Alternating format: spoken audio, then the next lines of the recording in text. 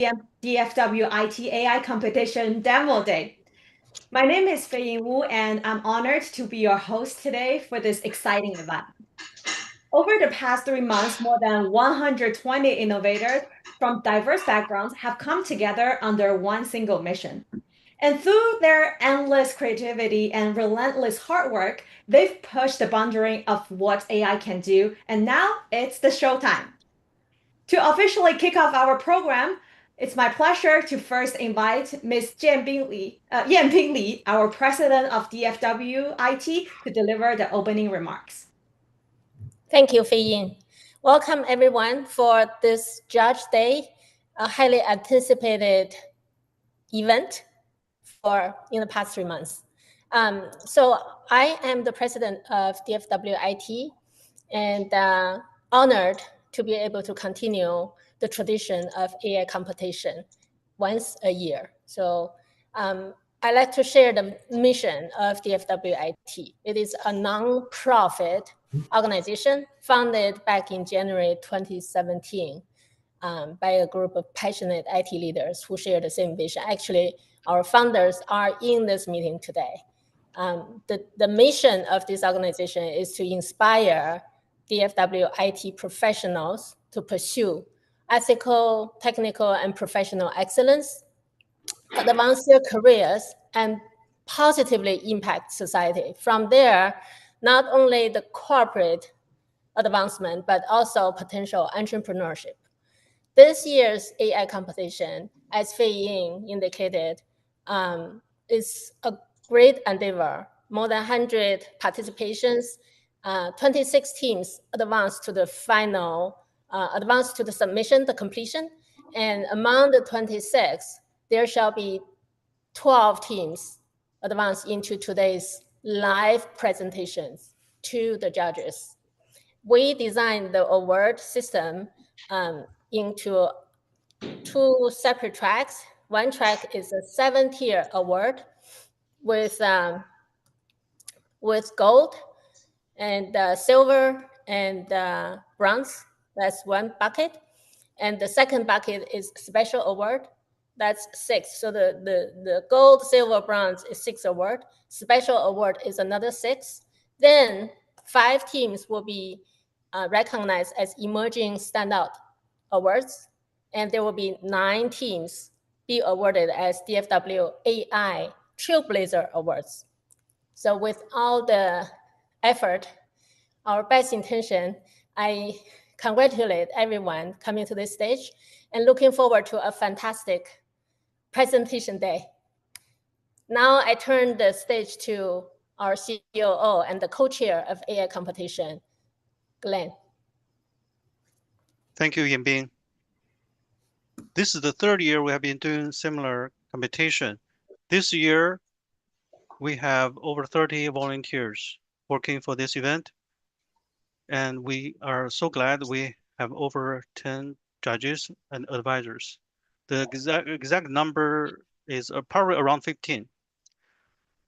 We have a total of 38 teams registered with over, to be more precise, we have more than 120 team members.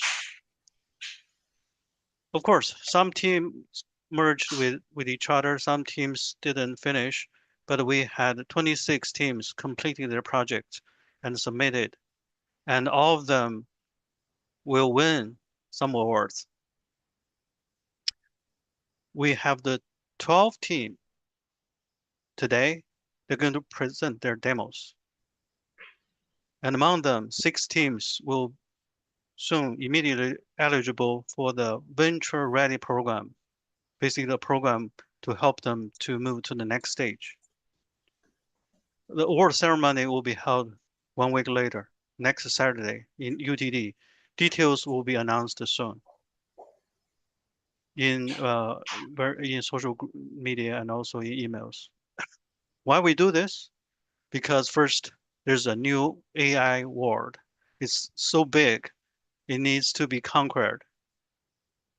We have to do something. We cannot sit there, do nothing. And we do this so we can have opportunity to make some great dream products that we always want to have. And now with AI, we can more easily do it. And we can have people work with us together. Most importantly, we must master the cutting edge skills on AI by doing things, by doing it. We cannot just reading but not doing. We can get the skills only when we do it. And we do this so that we all can build a bigger talent network, and we can connect with more resources. You can see we have so many judges. They're all very successful in their business, in their world. We have many PhDs in this network, AI, just to name a few. And of course, these days, if we're not good on AI skills, we will not have a future in our jobs, in our career. It is really necessary for us to catch the trend, prepare for our future careers by becoming AI experts. With that, this event is such a good thing for all of us. It's creating win-win-win for everyone. Thank you for attending. Thank you for working together on this event. Now let me turn over this to our co-chair of programs, Jay Zhang, PhD. Go ahead, Jay. Okay, the judge criteria, right?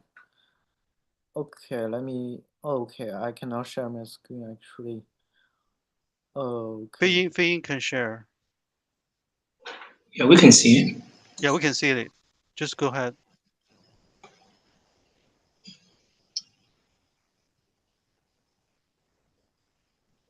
Oh yeah, so this is the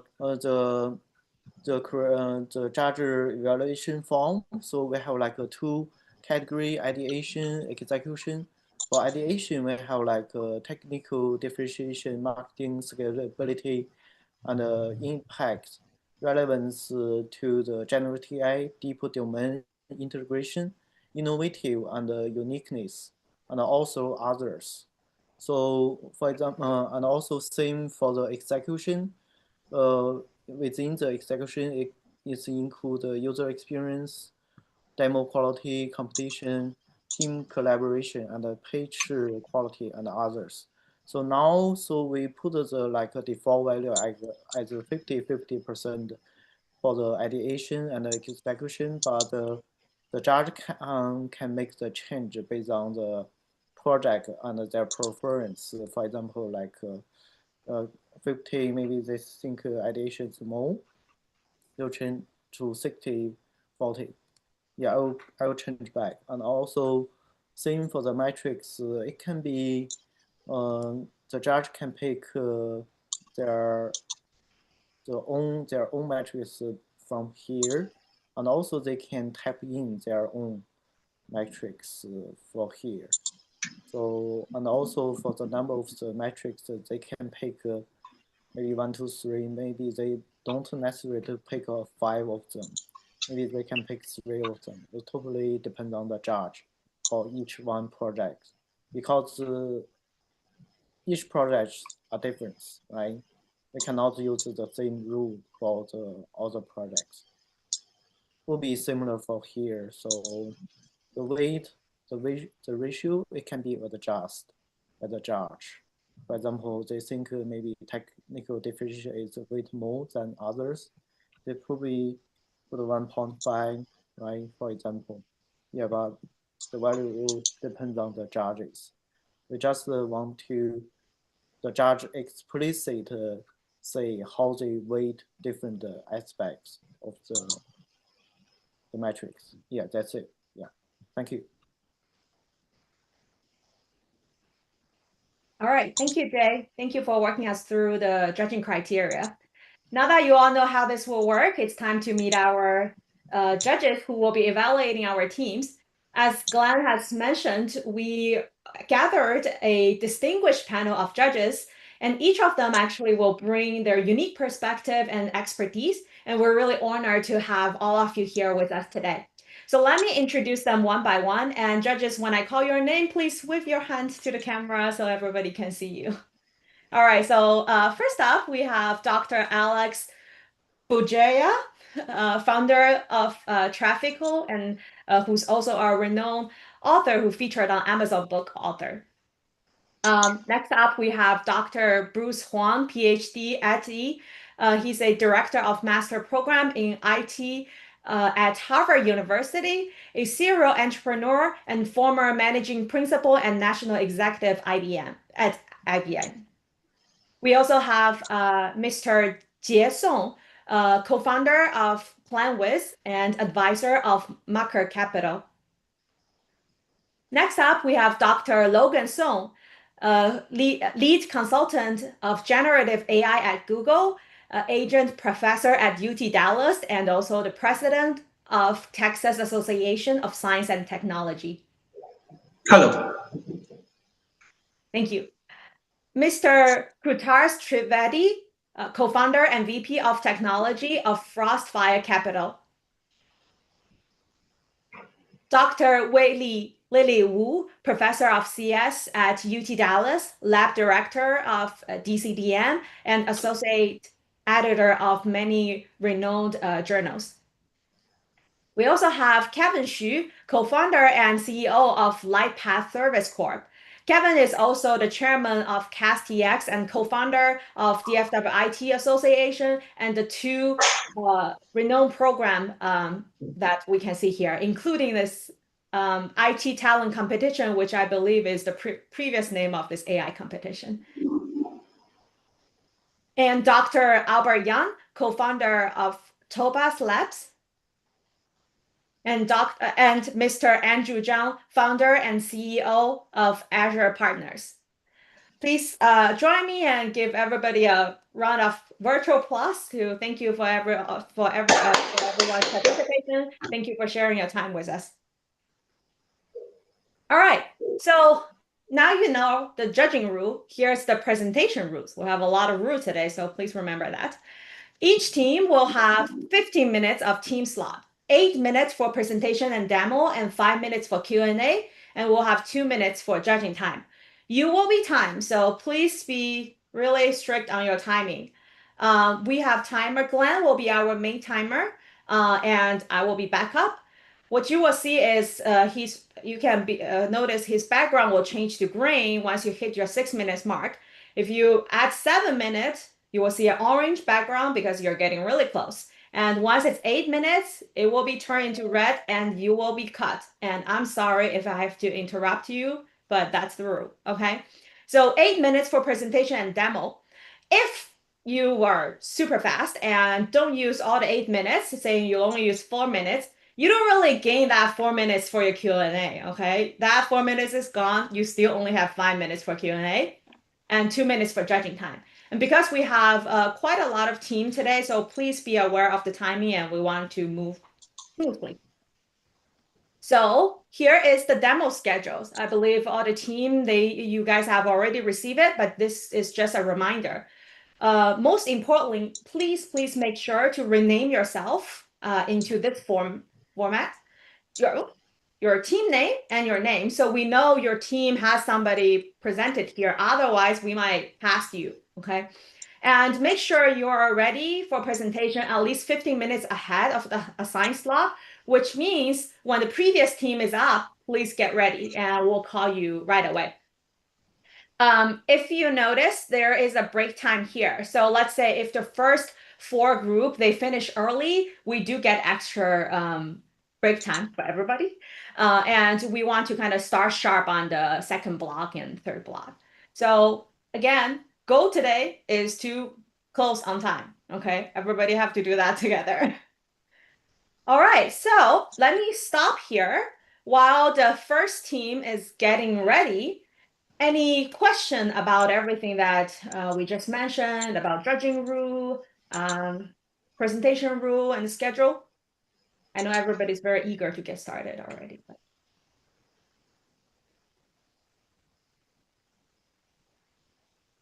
No? Oh, okay, good. And we actually got 5 minutes ahead of the schedule, which is always a good thing. But that doesn't mean you guys get extra time. So 8 minutes, okay? All right, so do we have first team Smart Shampoo Bot here with us? captained by Mingqi Zhang.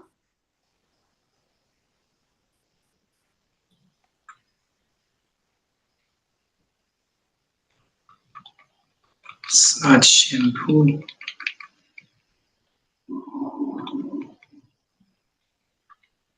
Yes, we are ready. Okay, all right.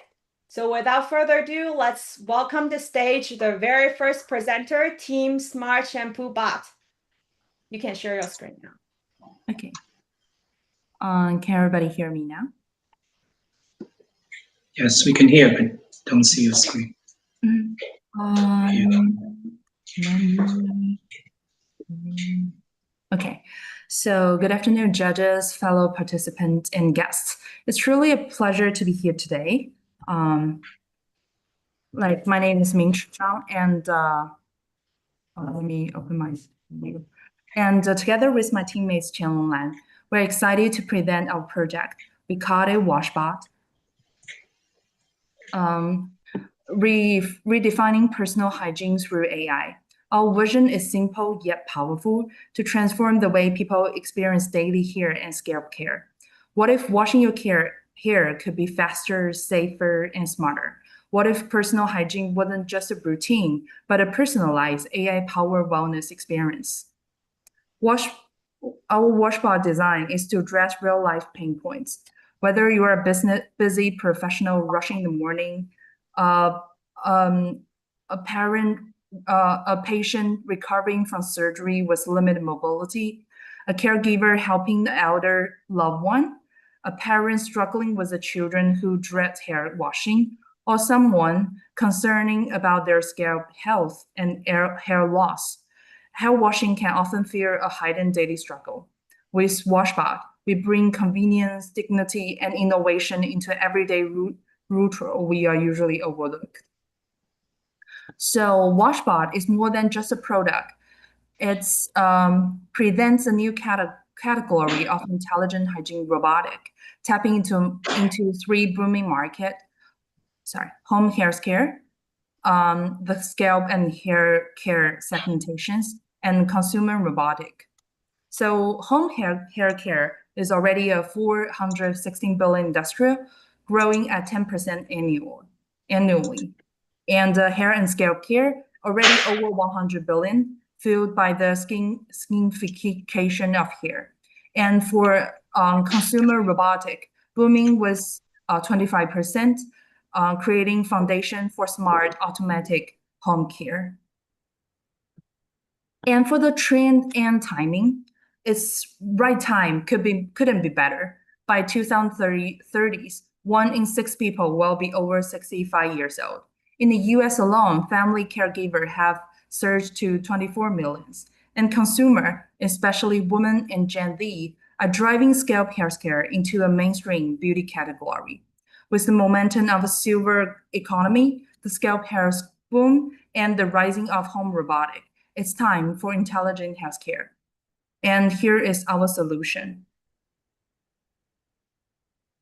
Yes, so I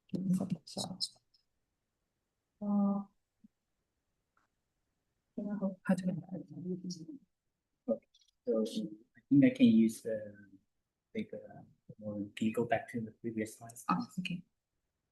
Okay, so here's our solution. Basically, we combine AI-driven care recommendation with robotic execution. Our recommendation agent can personalize routines for wash, rinse, massage, and dry. So the system can be controlled through a mobile app, even a Google Assistant voice commands. So for accessibility, we designed to work with you can work on a bed or couch, ensuring people with mobility challenges can use it very comfortably. Yes. So the thing here is we can show the actual 3D design housing. We actually have the remote design mobile app working perfectly, and we have care reputation agent, and we have AI modes. So this is the actual finalized 3D housing. Okay, next slide. So here's the major features we have. Right, we have the image analysis, different features. We have all the pages shown here. We can have a voice control. We have a product page. We can have a schedulers, device hub, all the 5 features working together. We can show the history of like the image analysis of your, like you can have here for each the users. So basically, here just showing the cloud platform, like we want to have a centralized place, right? So we not just a device, and it should be an ecosystem. Our cloud platform supports like a multi-users, profile, caregiver, dashboards, cross-device data, synchronizing family caregivers can actually remotely monitor like scout health and usage. So over time, AI can learn lots of like data with defining the recommendations for personalized care. So here's the roadmap. And we firstly beginning like if we have a functional prototype for the mobile app. We have multi-model AI integrated. And so we spent a lot of time to finalize 3D housing design for the hardware. And we actually have a Google AI assistant integrated. So the cloud platform actually is very easy to use. The app-based UI, all these features, we don't spend too much time, but we can like actually hook up all the different components together and working perfectly. So the technical architecture is very simple. We can have like basically we can decouple the hardware from software hardware, right? So we have a AI layer. Those are the most important features. We use the multimodalities, and we have a GPT for recommendations. The application layer is an initial like design. We just using very simple UIs right now, but we also have the usability considerations. So it's very easy. For communication layer, this is for support for real-time communication and streaming service, right? So we can have different users come into one place, can communicate, and also we can support the device communications. The hardware layers, like we spend almost 1 or 2 months to like make it work together. We have the hardware like this ESP32 like the board, right? So we have different like, extra components. Storage layer is just want to support like we want to have personalized applications. We have to like store the data in one place. So this is for persistent purpose. So actually the treatment, like we have the full stack integrations working together, AI, backend, hardware, software. We have end-to-end functional demo I will show up later. So we have a Google Assistant integrated, and we have personalized health scoring and feedback available. So the finalized prototype is available. You can see actually on my background right now. So our team's working perfectly, like we can working together. We actually at a prototype we have the active file. So I think next we can just running up the video for the demo. I'll stop sharing. Oh. Are you sharing screen? Yes.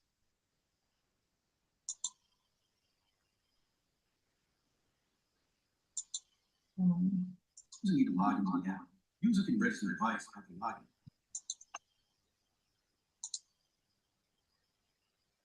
The first important feature allows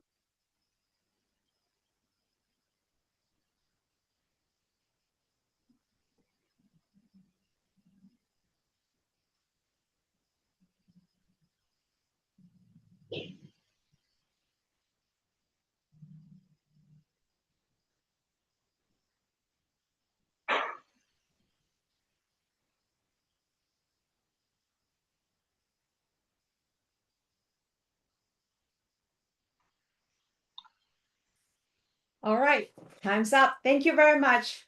Thank you very much for the first Team Smart Shampoo Bot. I want to give you guys a special round of applause because the first team is always the hardest. So we'll get the Q&A started. Meanwhile, the second team, Sergi Echo, Ado Smart, please get ready. So it's the Q&A time.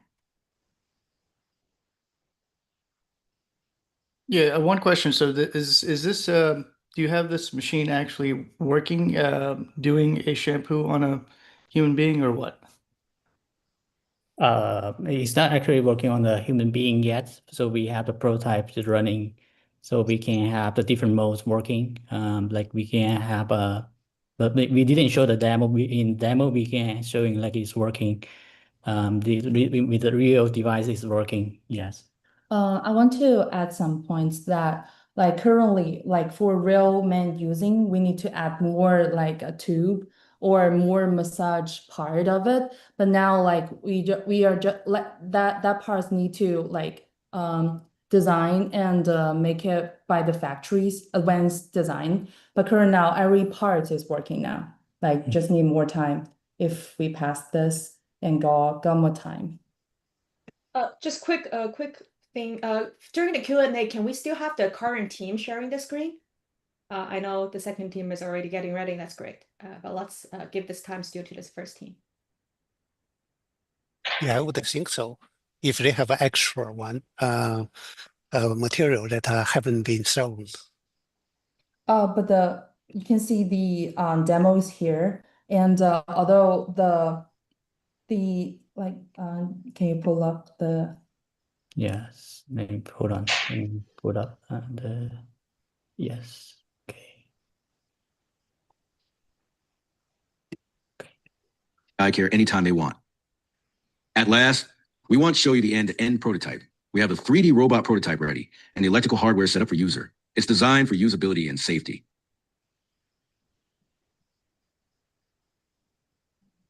We are excited about the prototype perfectly running.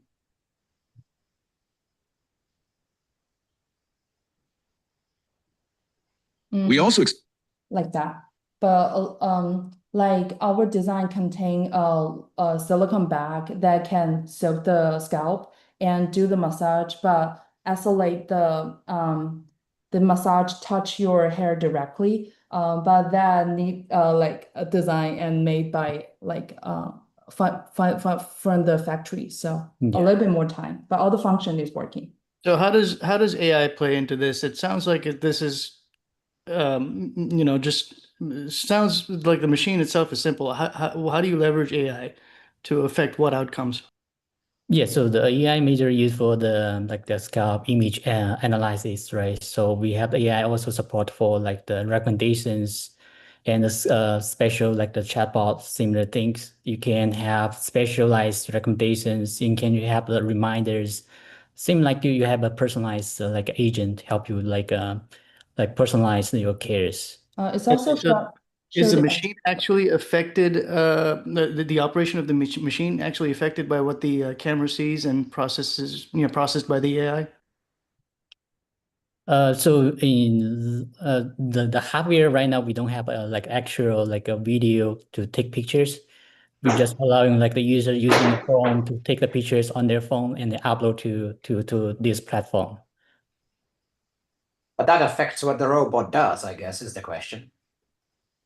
The robot actually is just the robot right now just like support for different mode for like a washing hair, like rings, and also massage, driving mode. We have 4 modes right now supported. I guess I would have the same question then. How exactly are you using AI in that robot to take advantage of AI's capabilities? Like when you upload a photo, it will analyze the color. So it is analyzing. Okay. Yeah. And based on that, it does different things. It does. Yes, it changed the time of soaking or the way. Sure. Yeah. Okay, and what do you think would be, based on your prototype, you have a good idea of what the hardware is going to be. What do you think would be the cost of this robot in production, I guess, if you get it that far? So I think Mitch did like a research before, right? Yeah. So one prototype stuff from the beginning, I think the cost would be like maybe $300 like that. I think but it depends on how we design the hardware and how like the actual industrial design. What if we can save some money from there? Yeah, but currently I think it's under $70. Like, but I didn't mention in this slides, we have also other model that can be added externally and adding more function to this robot. like if you upload your image of scalp, that dermatologist will analyze for you, and you're like a coffee pot. You can subscribe the pods from it, and this one module can be added. And another module like red lights, like hair loss treatment, can be added. Okay, we have, thank you for all the question. It's 4 minutes up. Thank you again for the first team's presentation. Thank you. Thank you. All right. Now, second team, let's welcome the second team, Sergi Echo, and third team. Wait. We need We 2 get minutes for 2 minutes for voting, right? Yeah, for judges to vote. Sorry. Yeah. I'm sorry. Thank you for the reminder. Yes, we have 2 minutes for judges, and then meanwhile, second team, I see you guys are already have everything set up. You have 2 minutes to take a deep breath. So can everybody hear me okay and see my screen? Yes. All right, perfect. I'll show green card once 2 minutes is done. All right, thank you.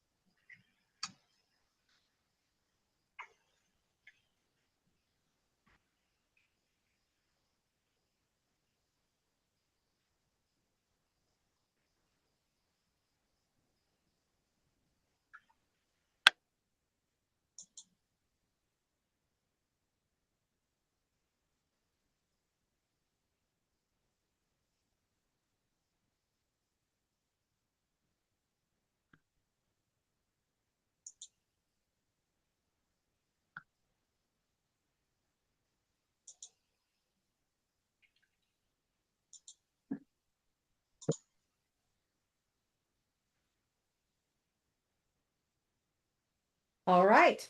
Hopefully our judges will got all the time to put in everything. And now it's time to welcome our second team, Team Sergi Echo. The floor is yours. Hey, good afternoon. My name is Yi, and I'm introducing Sergi Echo, an AI-driven system that captures surgical knowledge and makes review and teaching effortless. We are focused on one thing, turning every surgery into structured, searchable knowledge effortlessly. In most hospitals, surgical knowledge is not preserved.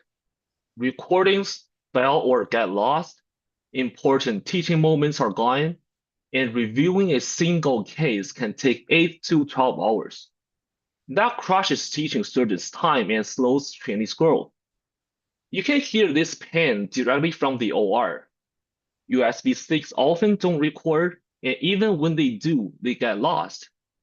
With 4 residents, that's 16 hours of video to review every week.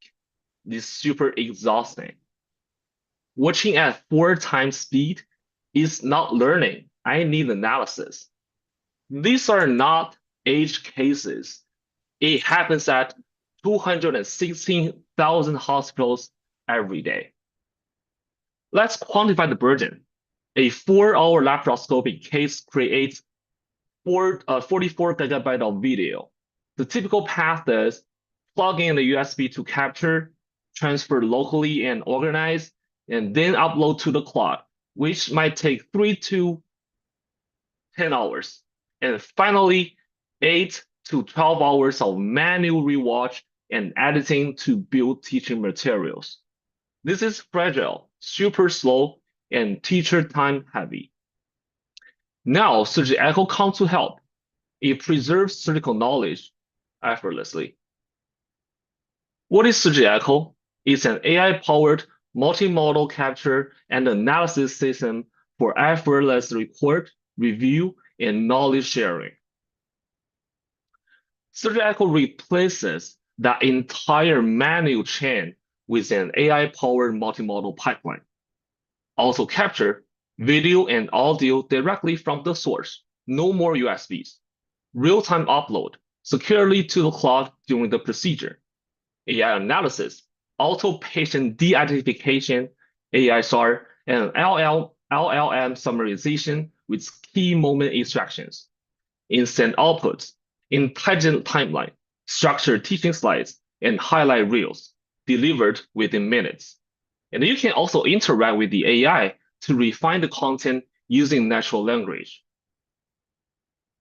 The experience boils down to three things that clinicians actually use: an intelligent timeline to jump to the right moment, highlight reels that keep only what matters, and structured slides ready for teaching and sharing.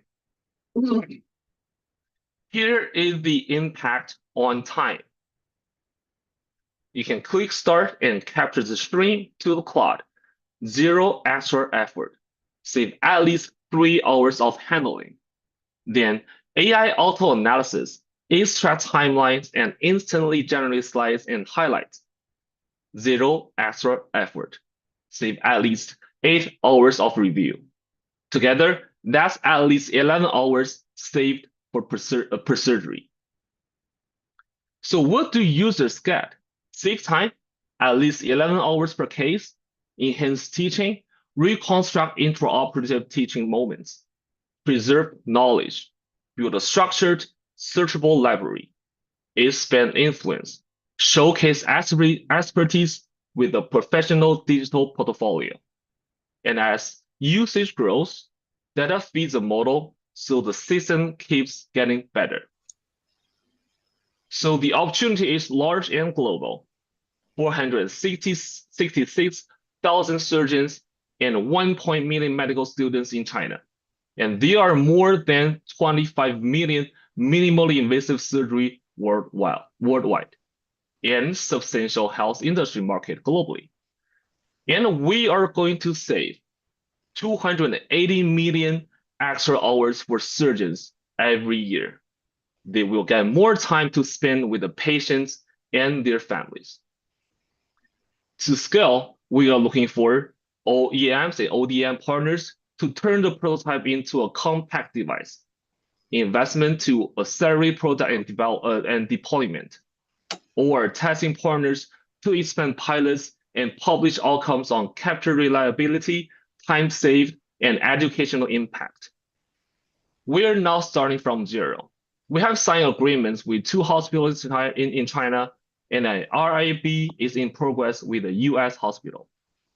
Our prototype device and mobile app already perform the end-to-end workflow: record, upload, analyze, and output teaching materials. Oh, by the way, it's not a medical device according to FDA. Our team blends medical research, AI, and production software. Myself, Vincent, Balio, and Dazhi, thank you for your efforts. And special thanks to everyone at DFW IT. Please visit our website for more information.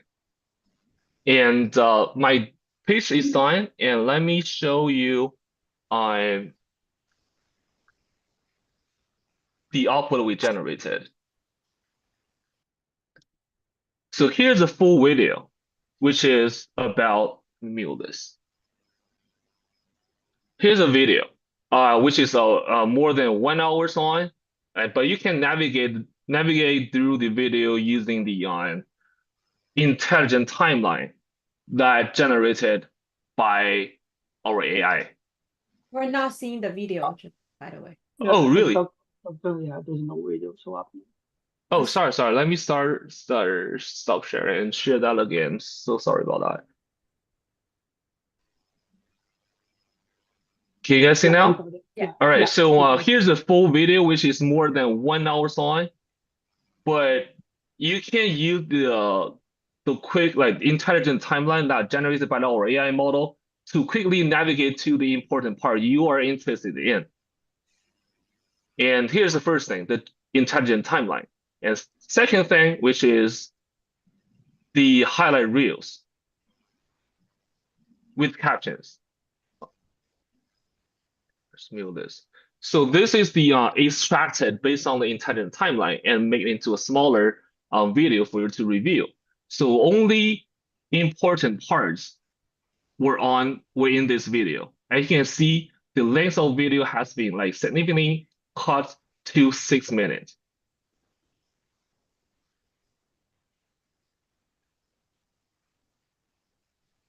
And here is the teaching slides. We summarize all the important content that you can share with your students or share in the public area to gain your personal influence. Everything is generated automatically by AI. All right, I think that should be all. Thank you. Perfect timing. All right. So the third team, please get ready. Now it's the Q&A time for the second team. What is your device going to look like? Is this an extra device which the surgeon has to carry into the operating room? Is it something, a wearable? What is that actually going to look like in your vision of this? So we actually have a very a prototype of it. So that is the reason why we are right now it's it's very simple. It's a capture card plus a Raspberry Pi. So we are looking for. I missed you. I'm sorry. Say that one more time. So our prototype consists of two parts. One is a capture card, a video capture card that connects to the surgical system, and another is a microcontroller. So we are using a Raspberry Pi right now. So that's the reason why we are looking for an ODM or OEM to make it more compact. So ideally, it should be like a 10 by 10 small box that you can just simply insert into the CCU of the laparoscopic system. I see. What does CCU stand for? I don't have a medical. Oh, it's a central control unit. Oh, okay. Of the laparoscopic system. But doesn't the surgeon have to wear this to so that the device sees what the surgeon sees? Doesn't it have to have the same view? Mustn't it be wearable? And the camera must be wearable, right? No. So the video is from the laparoscope. Oh, okay. I see. Interesting. So you are targeting laparoscopic surgery specifically? So minimally invasive surgeries. We are talking about two. So one is laparoscopic surgery or robotic surgery, and also interventional surgeries. Like you can also have the image streamed from the DSA. I got it. Okay, thank you. Yeah, Krutar Trivedi here. Quick question. You didn't talk much about your AI model. I imagine you can't just use off-the-shelf image recognition, object recognition models for this, because it's going to require a lot of specific labeling. So what kind of, you talk about your model development and how do you ensure accuracy of the AI model being able to recognize all the different parts in the surgery and Okay, so that's a great question. So we are now using like computer vision or image or video analysis at this stage. So how do you generate the AI summaries? So that is from the audio.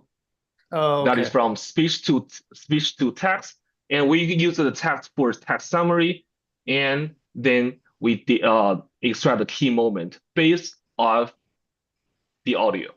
Okay, got it. Thank you. Thank you, sir. Yeah, but basically start from the raw surgical video, and we're using the speech to text technology, and then also the large language model refinement and find out the highlights. So that's still content oriented. But we're doing this like real time and then upload that to the cloud, and then meanwhile we process this. So that means you still use that human to identify this like a body organ or whatever you want to do this. It's not automated like Like you take the video, you let the video automatically analyze. Yeah, it's automated. It goes with the whole surgery process. Yeah, so the whole data is streaming to the cloud, and meanwhile we process that. So when we generate the slides, the highlight video, it's just doing that in parallel. So you must have some kind of computer vision, yellow or whatever, computer vision, technology to identify what is the components, No, like we are not doing this. So at this stage, we are not using any computer vision thing. So that's for our future plan. So right now, all the analysis is based off the audio. Yes, yes, the surgical videos come from the endoscopy. That's actually in the patient body.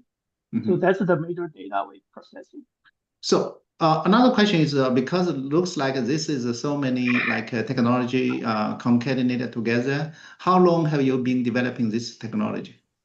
So so probably like half a year already. Okay. And for more information, please visit our website, which is on. Going back to the question about how to extract the relevant section of the video, is it quite common for the surgeon to say something specific? Yes, sir. During the surgery. Yeah, especially when they are teaching residents. They are talking to the residents all the time. Okay, so using text, using speech to text, you will be able to accurately identify the relevant content. Yes, sir. Just I showed on here. Can you guys still see my screen? Yes. Yeah. So everything is based on the audio extracted from the video. All right. Thank you very much. Thank you for all the great questions from judges. Thank you.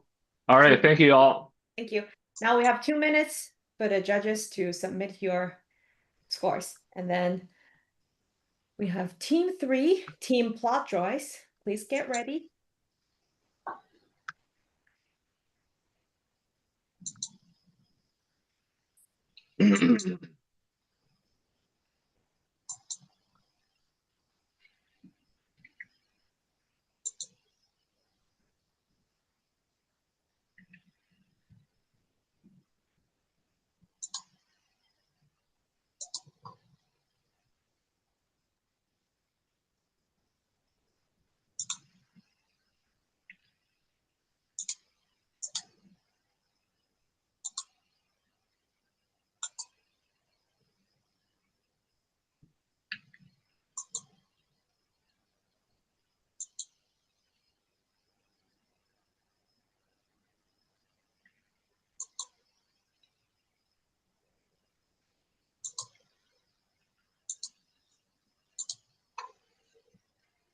All right.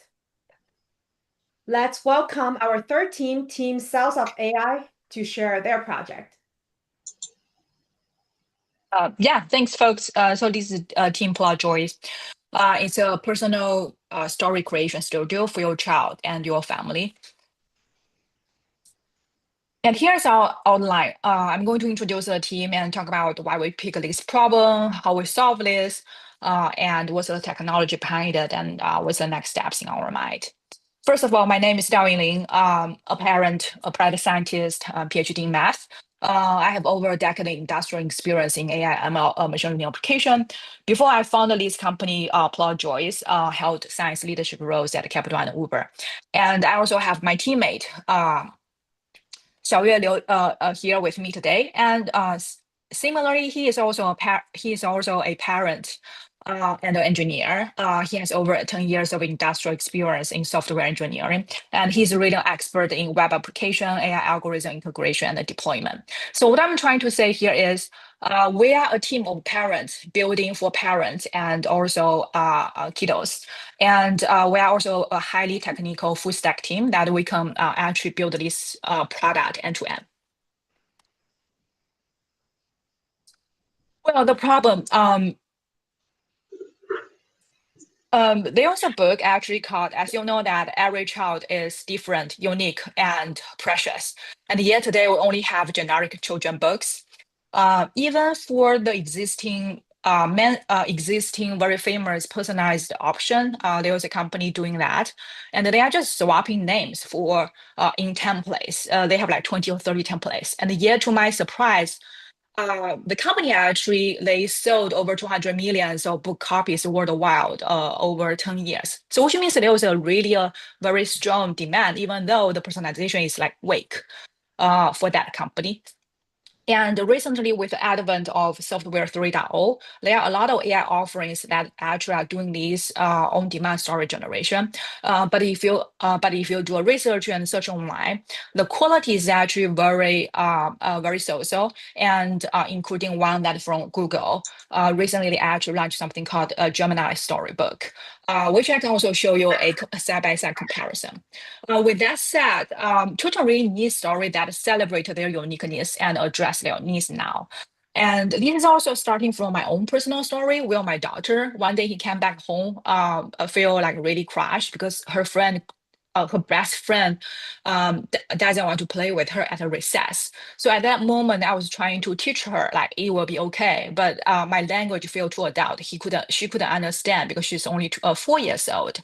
I also tried to search for so many different children's book, but I found none that actually matches with the exact same situation. And then that's the time I decided saying, okay, I'm going to actually build one for my daughter. And then this is also the backstory about how we started this product. So this is that's the birth of Plot Joyce, how it works is actually parents and kids they become the creative director.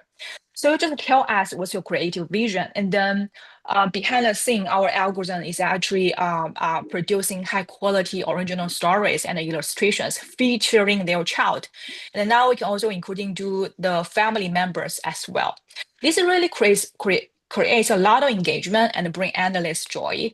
I actually pilot launch to about 10 families. And that's my 10 paying customers, and each of them actually feel like really happy whenever I deliver the final product. And the image on the right is actually from one of my clients. Her doctor name is Nora, and she's 2 years old.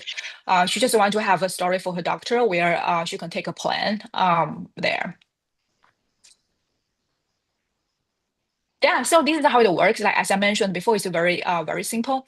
I can also show you the website how it works. Not sure if you can see my website. Can you see my screen? Yeah, but there's nothing on it. Oh, interesting. Whenever the dark line. Yeah, so basically this is our website. It's already functioning. This is also from one of my clients. Is to start creating, and then you'll just configure your child's information.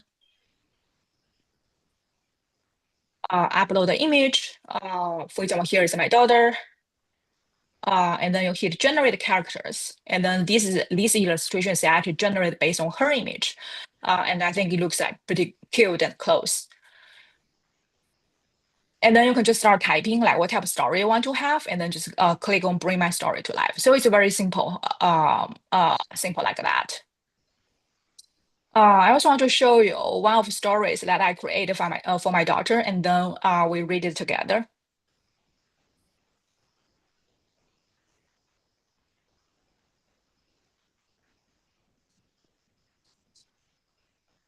We couldn't hear any audio. Really?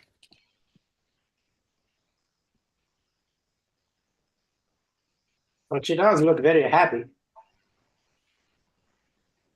Oh, interesting. You couldn't hear any audio. When you share, you need to enable voice. Okay. Anyway, let me see. Interesting. But I guess that's okay. Continue. Oh, okay. Yeah. Anyway, I will just continue. The point I want to make here is there was a lot of engagement because she actually see herself in the story, and there's a lot of happiness and joy coming from this. And it's not only just for my kid, for other kids as well. And really, we're just bring joy, endless joy to one family at a time. And those are a few samples of all the copies that I delivered to those 9 paying families. Okay, a little bit about technology stack. It's actually it's a native software 3.0 architecture, and just like what you would have if you would want to go out and hire your actual personal story creation studio, you would have a intake person to figure out what exactly you need, and then map that into your story vision, and then you will have a writer. You will also have an artwork illustrator to actually craft this original story for your end-to-end. And of course, you'll need to have like QC agent to making sure the quality is actually can pass the bar that me for example myself as a mom. So this is at a very high level how our system works. And for our production pipeline, they can get a digital delivery and also physical book printing. I also want to talk about a little bit about market opportunity. I think one thing I want to say is that the market is huge and it's also increasing because it's an inherent human need. My child is special and precious. I want to use this also as a time capsule, as a bonding opportunity, as a communication mechanism between me and my my kiddos, as well as rising focus on emotional development and connection. Then next one is about business model. I think this is just a starting point. The digital books, you can sell digital books, physical books, merchandising, and there's a lot of development future like features you can add on to make it really connect with your kids and families. Thank you very much. We have the time's up here. Thank you very much. Now it's the time for Q&A and and then this is the last, and the fourth team, please get ready. And Q&A, please.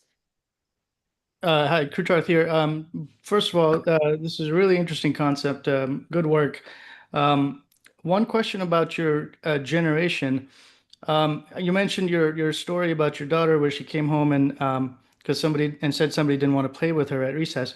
So my question is, when you're generating the story, can you in the prompt, I forget what it was called, the adventure prompt, can you just tell it that, hey, I want to teach my daughter about this situation, or I want to teach her this lesson, generate an interesting story for this particular thing?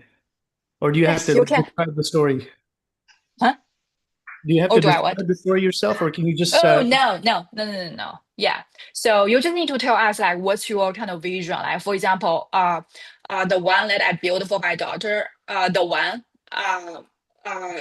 example I mentioned, actually I just say, okay, my daughter today, her best friend Nico doesn't want to play with her at recess. Can you have a story help her to navigate through this situation? Just as simple as that. Got it. Okay. Thank you. Hey, Jay is here. So good product, pretty interesting idea. One of my question is, do you have like any special data to tune the general language model?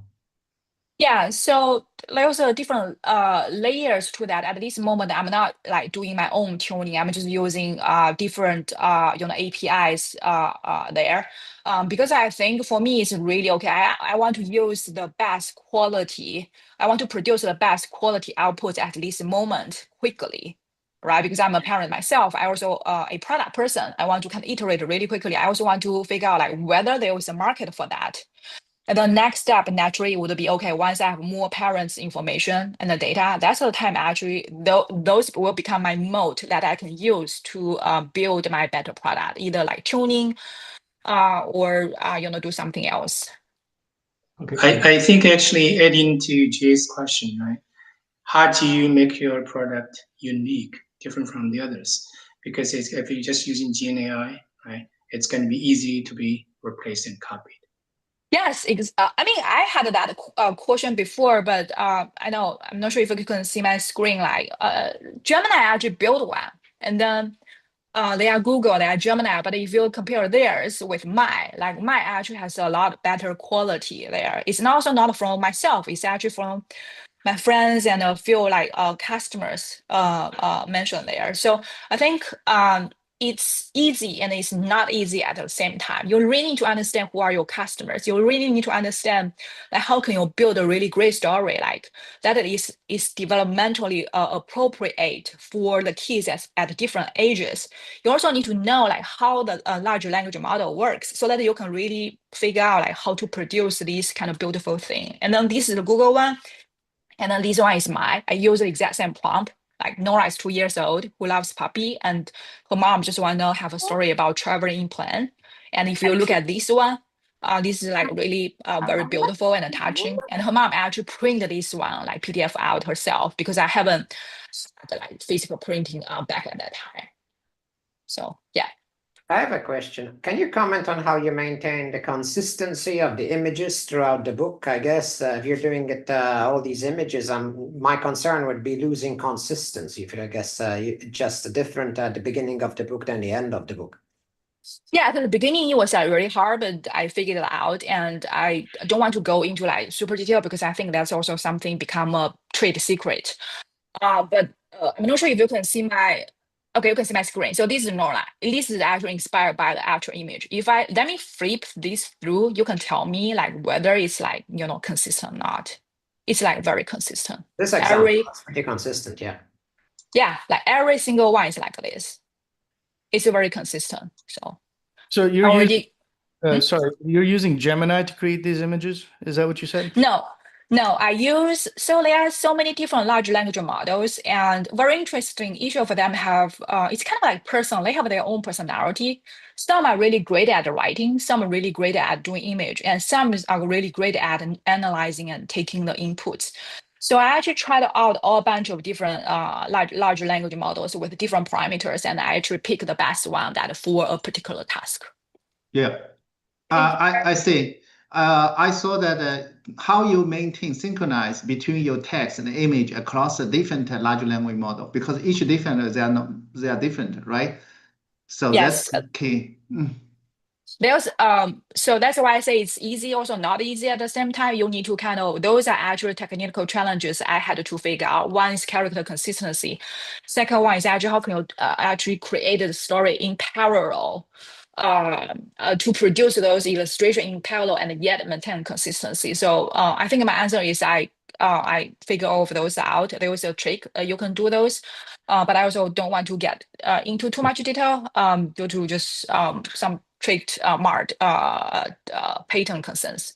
All right, thank you very much. Thank you for all the great questions, and this is really cute. So now we have 2 minutes for the judges. And team 4, Team Cells of AI, please get ready.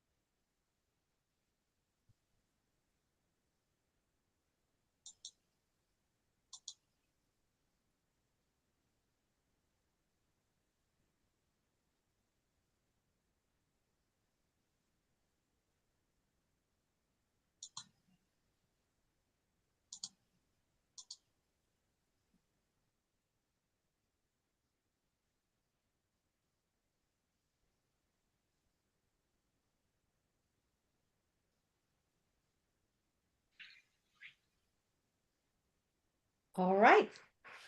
Now let's welcome our 4th team, Team Cells of AI, on the stage to share their innovation with us. Okay. Hello, everyone. Welcome to the Dream World. We are excited to introduce our project, AI-powered family and company simulation. Next slide. Next. Let me show here. Yeah, do this one. Okay, our team is called Sales of AI, and we have 4 members. Next slide. So, real-world simulation is the process of mimicking real system or scenarios. It is widely used in education, training, research, and entertainment. There are several types of real-world simulation: agent-type modeling, system dynamic modeling, VR, and AR. Simulation provides safe, fast, and controlled environment for testing and exploration. Next slide. But there are some challenges with traditional simulation. First, it relies on fixed rules, so it depends heavily on domain experts and often oversimplify complex systems. Second, it has difficulty modeling human behavior and lack of real-time dynamics. More importantly, most platforms only support one type of simulation. To overcome this challenge, we are building a new simulation platform. First, it integrates advanced AI agents that have almost all human knowledge. Second, it supports multiple agents for real-time interaction. Third, it provides cross-domain flexibility. Next, Sean will share more detail about our project. Thank you. Let's imagine in a virtual and game world, but lives and breathes like reality. That's what our AI-powered simulation platform is building. Use the AI to drive immersive, dynamic experience. In our architecture, as the client layer, the player step into the story through web, voice, or even 3D live interaction. They can talk, gesture, or collaborate with the AI-driven agents in real time. Behind the scenes, our API gateway connects everything, like the developer can inject new events, integrate, can embed full simulation into apps, and researchers can analyze massive amount of data. At the core is our AI agent, including tens of agents, origin framework controller, or event system that continuously learn and evolve. The base AI engine could be from GPT, Llama, or others. New models, internal agents are able to be added in our platform. In data layer, data is stored in a MongoDB database, and we provide data analysis. Every decision, every interaction is stored, analyzed, and used to make the simulation learn much better and keep growing up.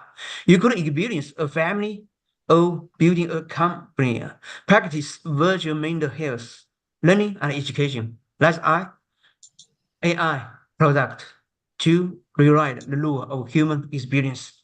Let's move to Sean's demo. Thank you. Yeah, let's see our demo.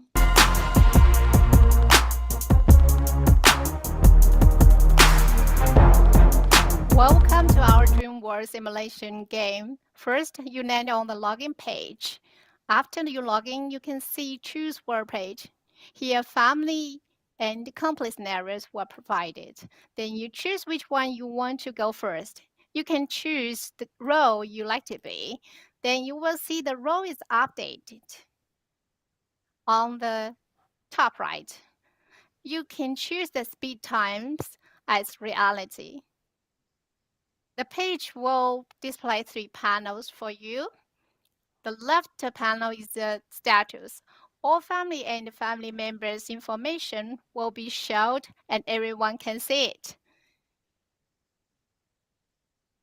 Also, you can see the activity. In the middle, you can choose to talk to anyone.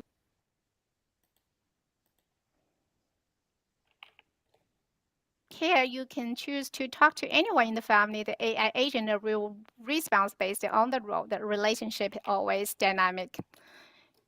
You can send a comment to family members. The comment will appear in the comment queue when you send a comment.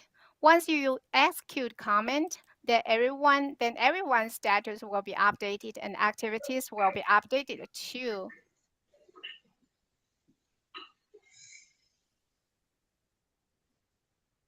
Let's go to the complete simulation world.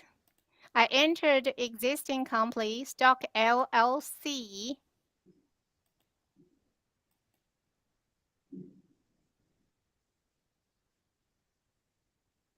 There is the same structure as we did in the family simulation. Left is employee information.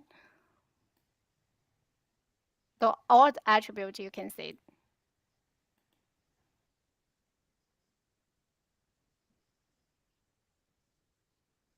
And in the middle is the interaction tool. You can talk to individuals or you can talk to groups.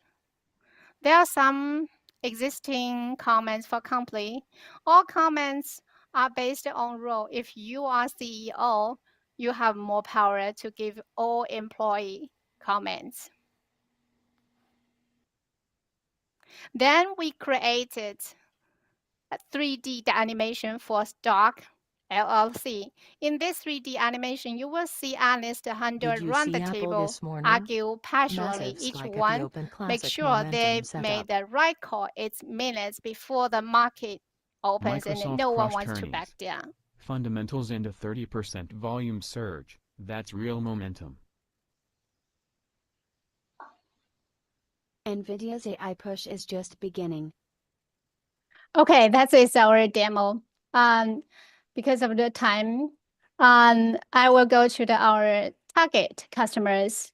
So our target customer will fall into like the 4 groups now. First is the casual players.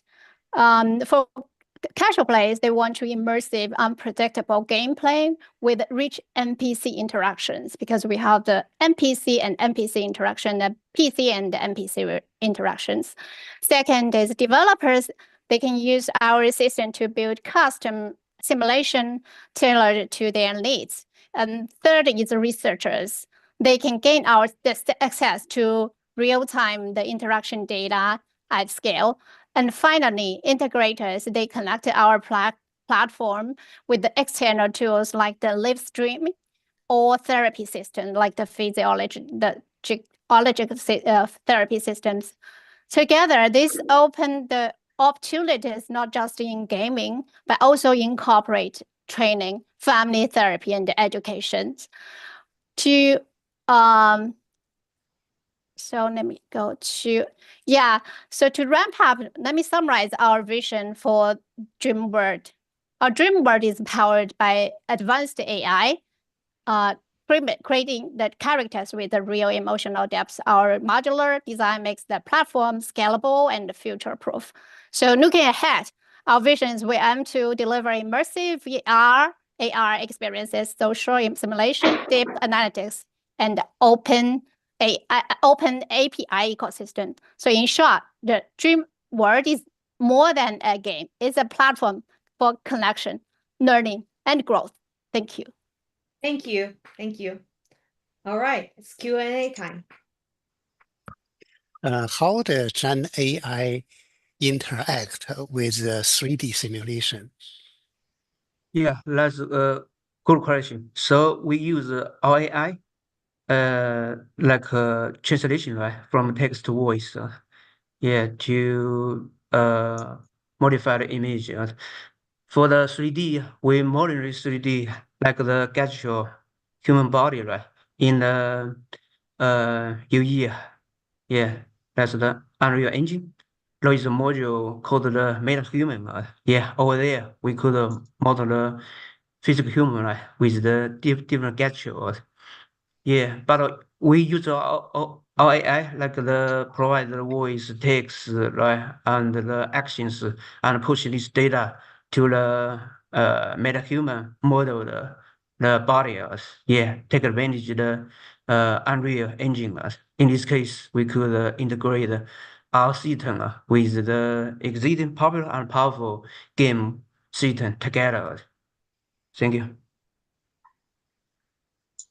So, for example, in your demo, I see people sitting around in the office environment. Do you have to predefine all the people's position, or roles are randomly or generated by the generative AI? Yeah, that's one critical feature of our product.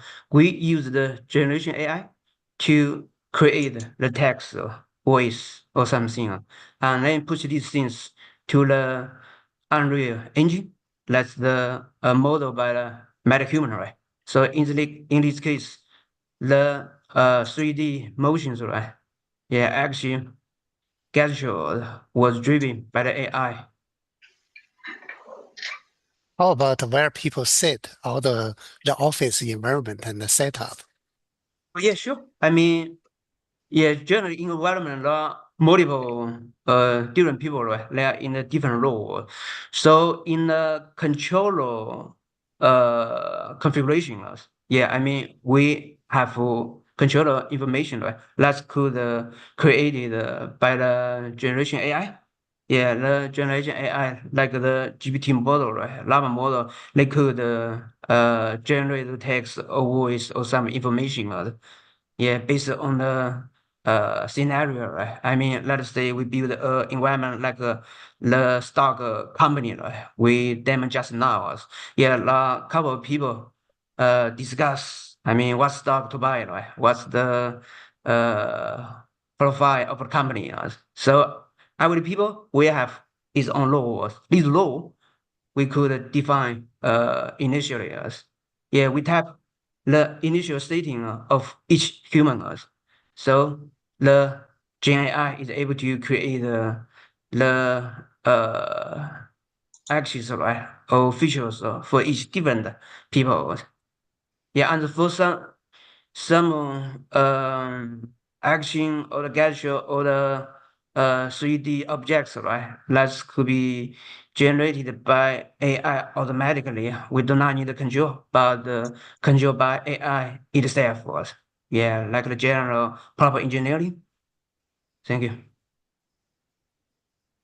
Yeah, I can add something. So for the environment, for example, the meeting environment is predefined. We define the service scenario based on, so the company or something. For example, the meeting room, the lunch room, something with all the environment is predefined.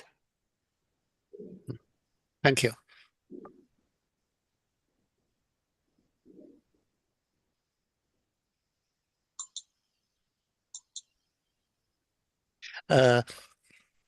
Maybe give us a more concrete example of how your customer use it. Oh yeah, just like a demo. Yeah, so there are multiple customers. So first is the game player, right? Like they like to play games. But in our product, we could provide much better immersive environment.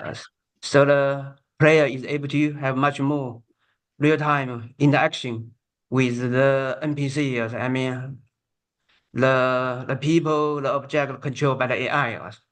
Yeah, and later on, a lot of data was created, right? And then our AI system is able to digest the data and modify, I guess, should be the improve the environment, right? That could personalize the game scenarios, which could, I mean, let the player feel much better or harvest a lot of.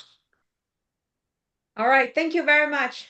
Thank you for all the great question, and thank you, Team Cells of AI. Thank you. Okay, so as you remembered, we have reached our break point. Everybody's doing great on the first section about it on the timing, so let's keep it up for the second part. So we have about less than 10 minutes.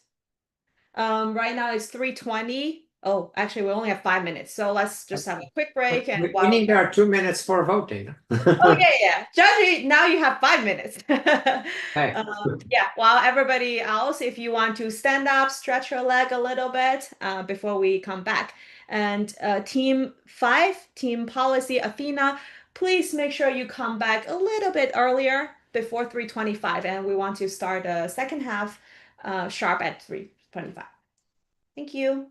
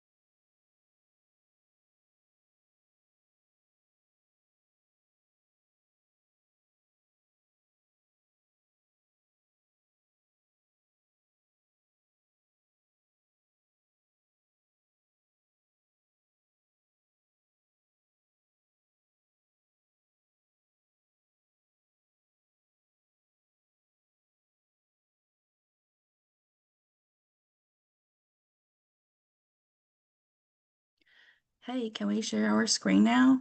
Yes. Okay, all right, thank you. Team Policy Athena, right? Yeah. All right. Can you see it? Let's see. Oh, well, sorry, I need to stop it first. Yeah. Can you see now? Yes. Yes. Okay, yeah. Well, just let us know and then Yeah. we can start. Thank you. Thank you.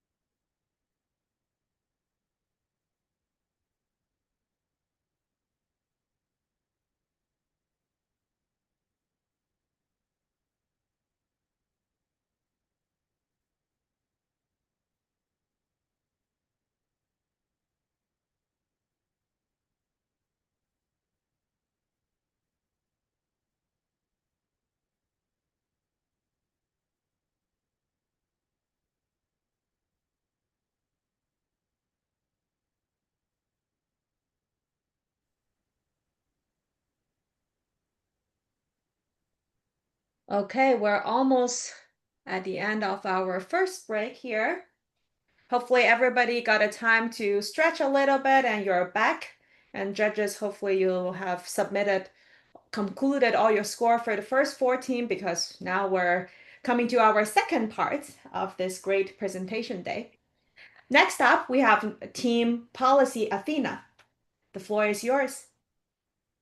Thank you. James will start. Thank you. My name is James, and I'm a full stack developer. And I have with me Shinura, who is a team leader. And me and her will be the only ones presenting the speech due to the fact that most of our other data scientists is out due to family matters. All right, let us begin. Next. So now the issue with healthcare plans is that it is often confusing, filled with complex terms, hidden costs, and unclear coverage details.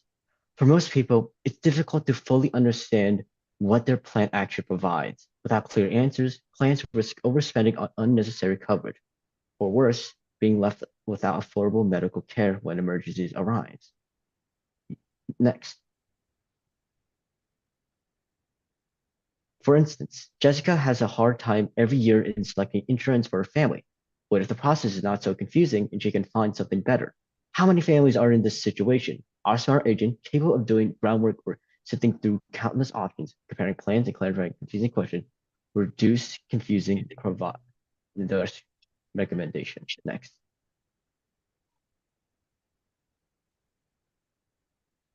Additionally, here is the growing market for health insurance that increase competition amongst providers and will encourage newcomers to the table. While there is still things to be made, hopefully saved with so many players, find the best policy becomes overwhelming.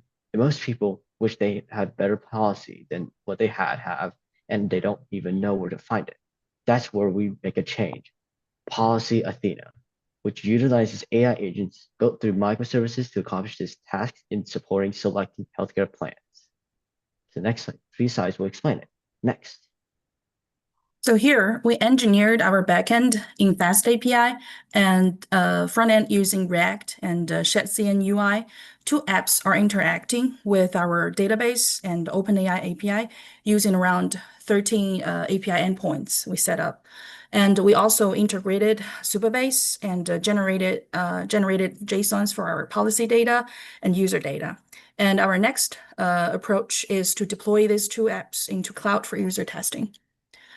So now let's take a look at our AI workflow. As we designed initially, we set up a user input agent, profile builder agent, plan matcher agent, scorer agent, and a recommendation agent.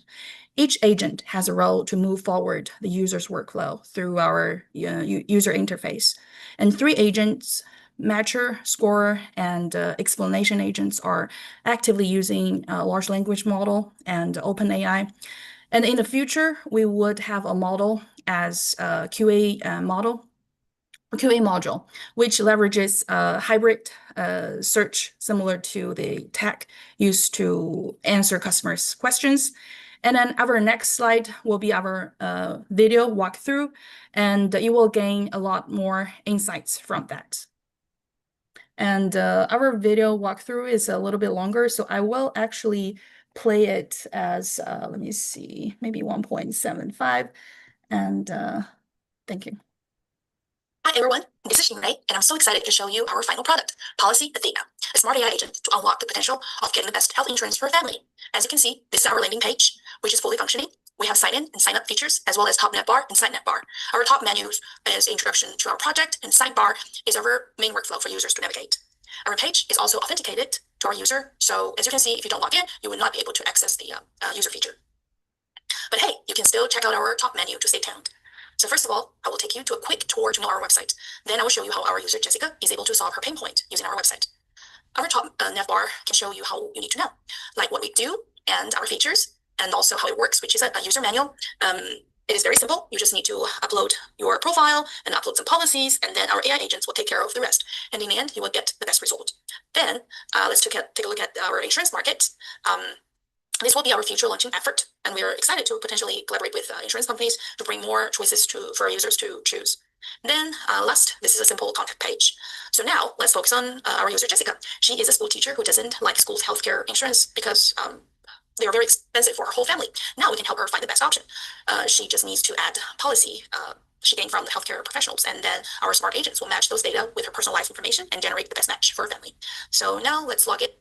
And she does have an account, and then you can access some features. Just for time concern, I actually started a profile already. As you can see, she's a teacher, 41 years old, works for Rockwell ISD. Her annual income for her family is $100,000. She has 5 people in her family. Now, I will actually add this part on my own. So she does have insurance, which is Aetna.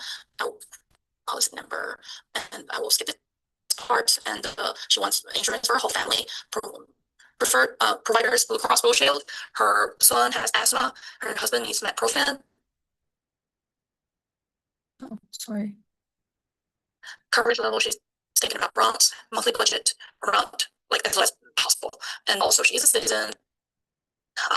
Next, the ideal policy that she's seeking for is more like covers for everyone.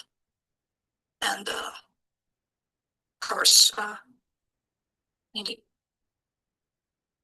diseases and sorry, I'll just make sure it's clear. Maybe it's like lower. Efficient. So now this is created, and all of this data will be actually sent to our backend into the database. Now let's come to the step 2, and also you can see the profile here. And now we will upload 3 insurances that she has been talking to, and each upload. Oh, sorry. Yeah, sorry. Hold on.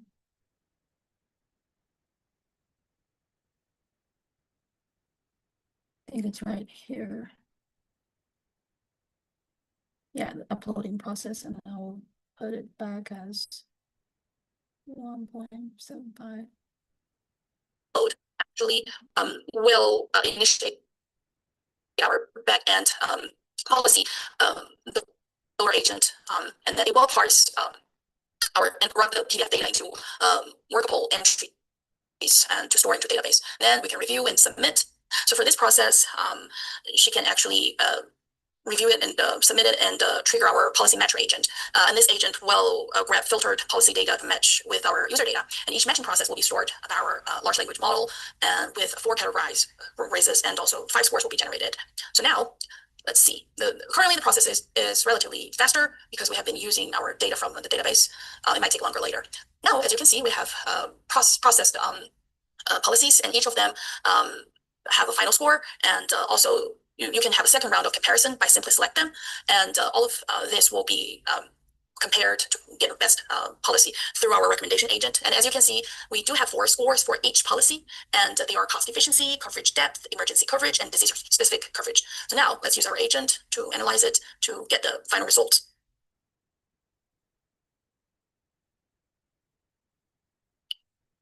Yeah, in the meantime, we do have a history function that the user can save the data there. Okay, now we can see the perfect match, which is the first one actually, and it gave you an even higher score in the end by just comparing with other insurances, right? So now, as you can see, we have plan details, the reason, key benefits, and the next steps that user can take. Of course, you can enroll now. We don't have the feature yet, but you can definitely save the plan right now. So that's our walkthrough, and we do have a working. Okay, yeah. So next. So for our, that's what our walkthrough is. The next one is our future enhancement. So we do want to add some technical, more efficient applications, for example, add real-time chat assistant for personalized sessions, enhance security with encryption and secure document storage. Definitely, we're thinking about launch the mobile app for iOS and Android, because this will expand the market for us. And also, we do want to deploy our app into the cloud for user testing.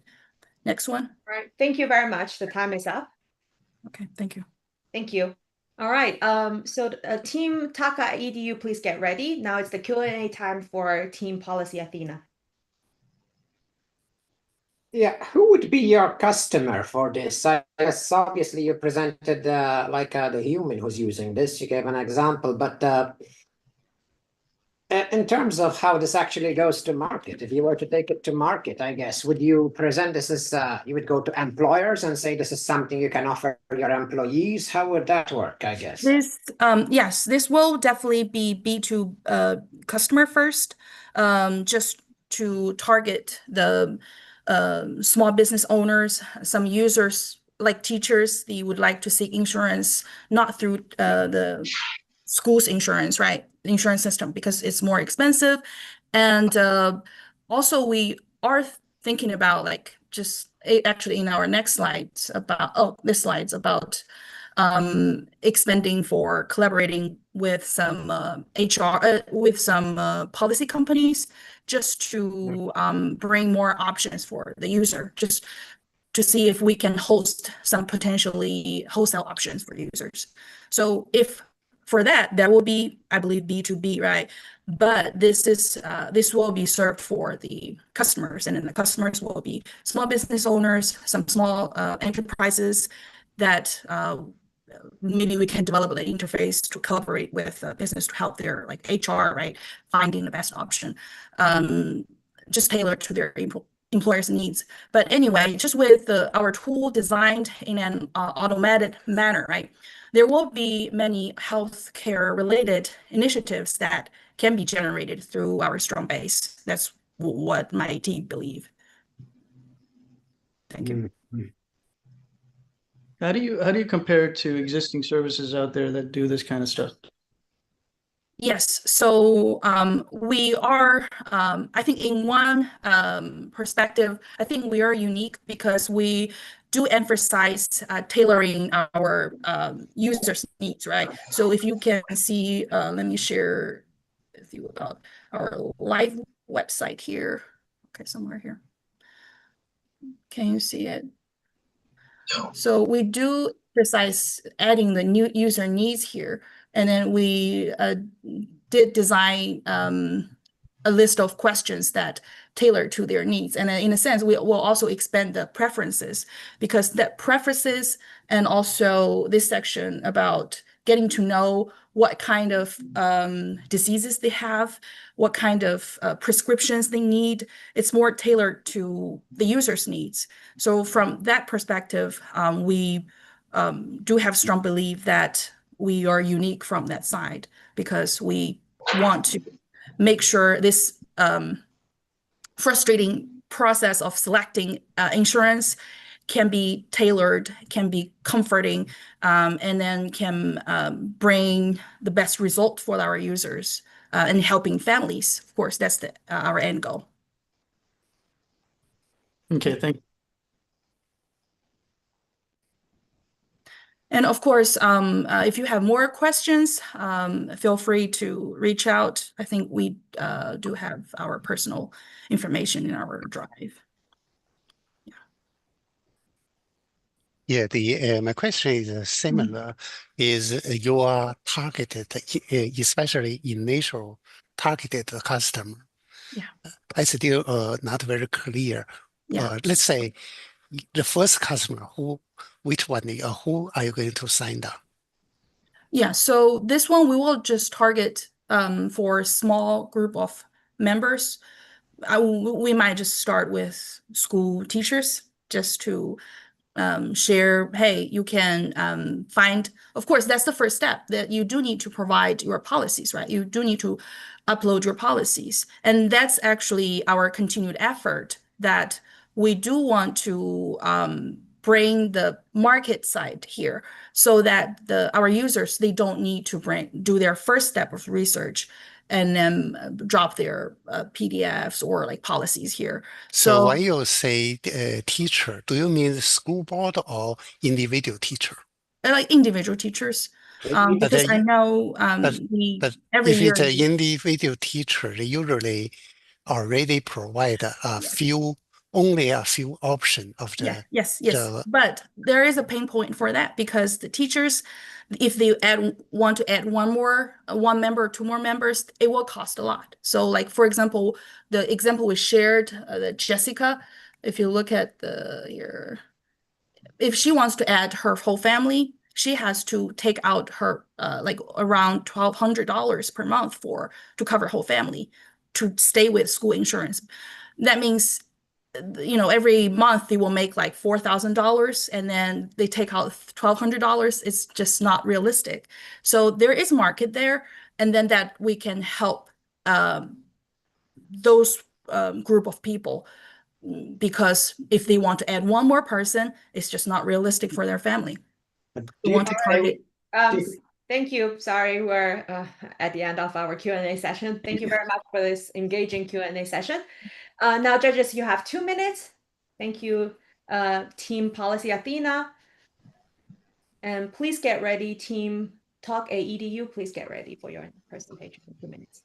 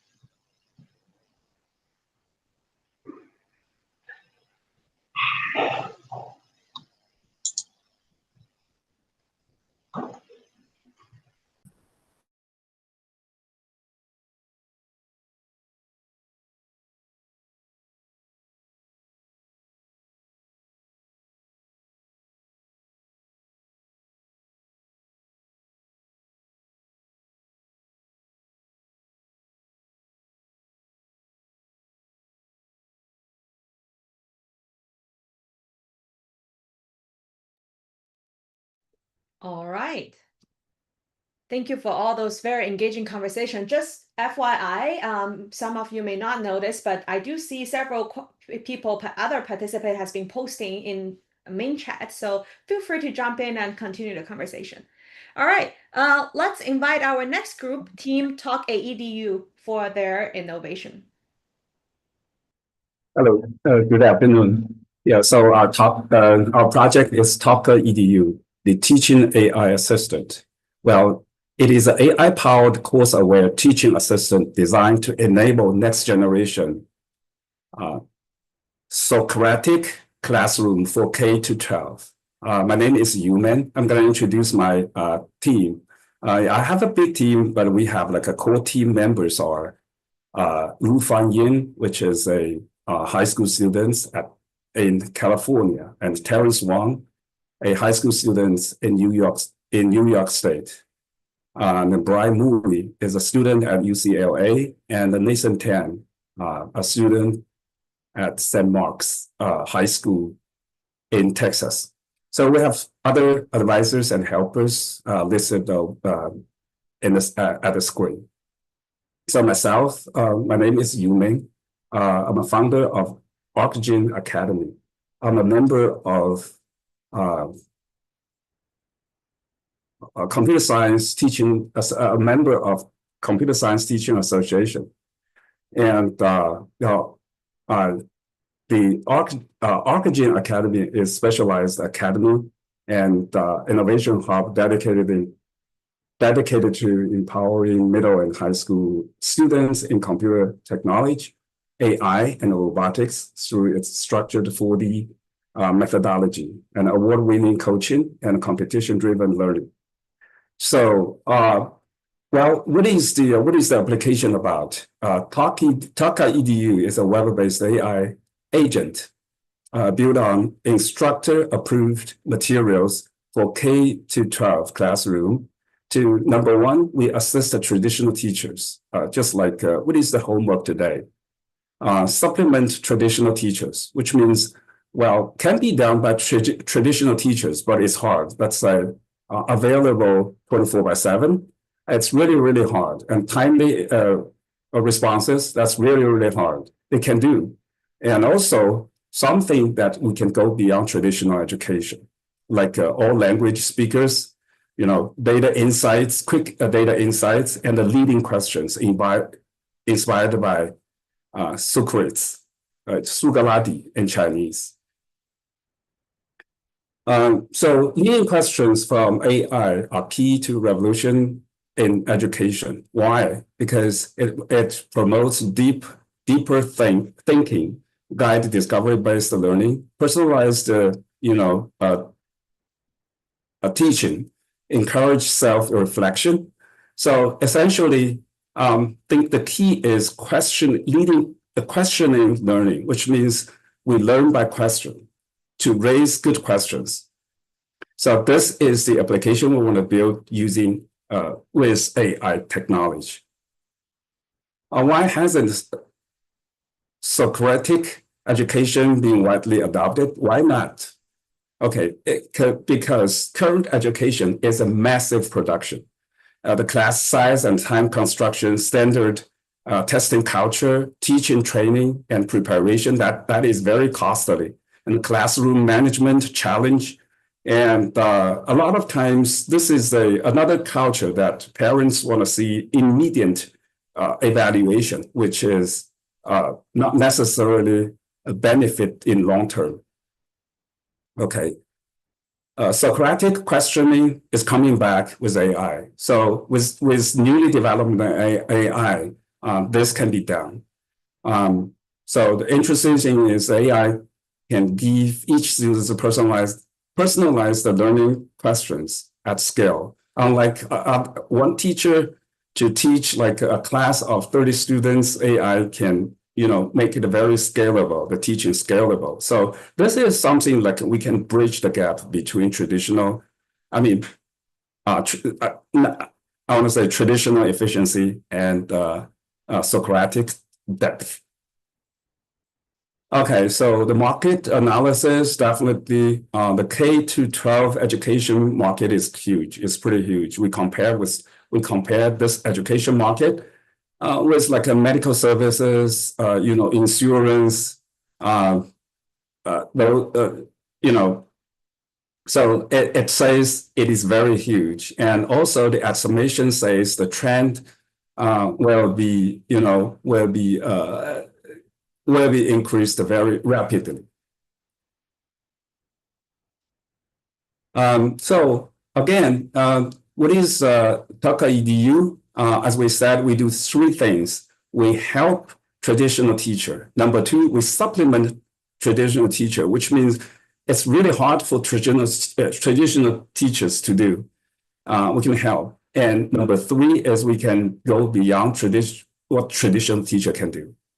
So there is a list of things: precise, course aware, TA, context-grounded answer, multi-model. So these are something we can help traditional teacher to do and mitigate their workload and supplement like a 24/7 ready, timely responses, scalability, interactive and engaging, access and equity for diverse learning. Yeah, and there is some like a very cool features like you can pull the original text, what exactly teacher said, including the filler words. So we tested, we found out, current large language model is very cool. And what we can go beyond traditional education, personalize the learning, unblock the language barrier, which means those like, AI can understand all languages because they have like a one vector embedding, right? And insight mining. So guess what? We found some like a lot of insights let's say we have like a 1,500 projects at 2024 ISEF projects. And we figured when you submit to one category, you have twice as much as winning rate than the other one. So this kind of insight is really quick with the aid of AI. And also proactive leading questions. The problem is students ask a question. No one guides the student to ask the next question. What will be the next question suitable to ask? So this AI can help to give some like, for now, we provide a selection of next questions to ask in order to help students to understand, to master, to gain mastery of knowledge the best. Well, definitely we can dispatch the task to human teachers if AI cannot do. So essentially, we have some like a web-based user interface. And we have like a 3 modes, instruction modes, like a teacher's modes. You can do like a teacher's thing. You can load the course materials. You can manage AI. You can grant access. You can oversee conversation, and you can get the summary, right? Like a student mode, you can ask a question. You can not only you can log in, ask a question. You can create a conversation thread. You can create multiple conversation threads. You can delete, you can do that kind of thing. Administration tool, we're gonna have like a list of features that can help our administration. It's in the slides. It's probably in the next few slides. Oh yeah, it's right over here. So for administration, we're gonna keep a login. If you see here, this is my login right over here to run this application.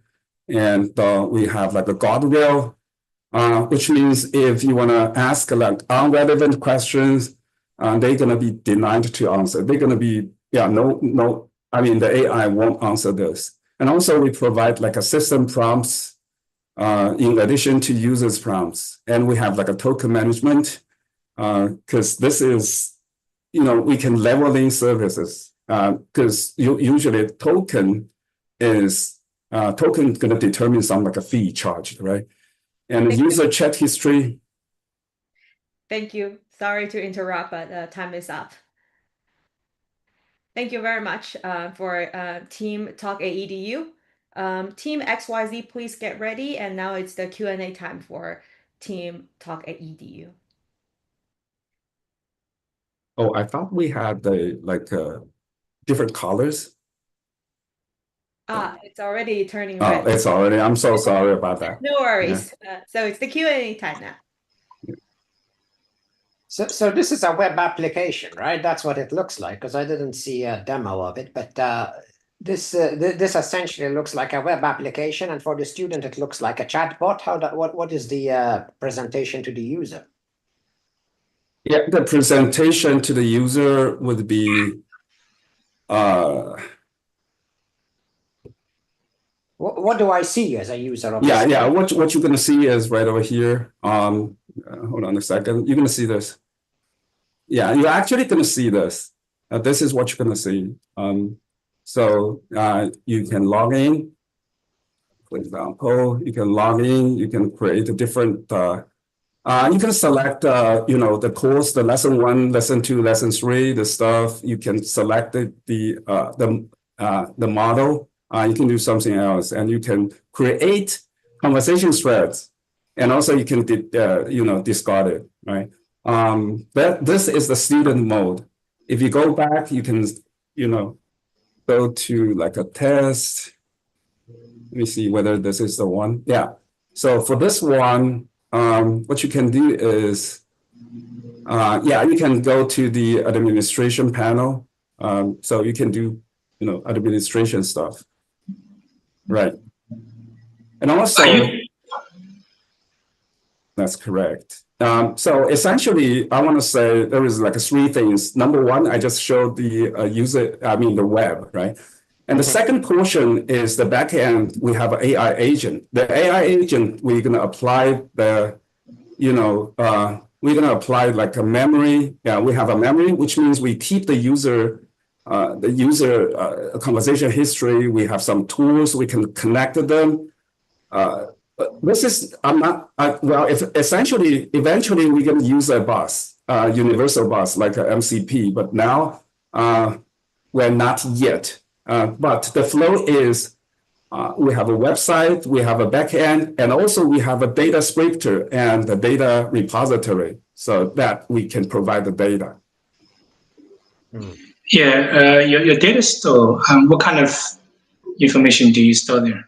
It's your proprietary and confidential information, right? Yeah, thank you. Right, that's a good one. Lecture notes, course slides, transcripts, reference document, and what we script, information script. For example, like a 1,500 ISAF projects, we have a script to take all of them back. There is no way we can download this kind of data. We just build a scrawler on the web and take them off.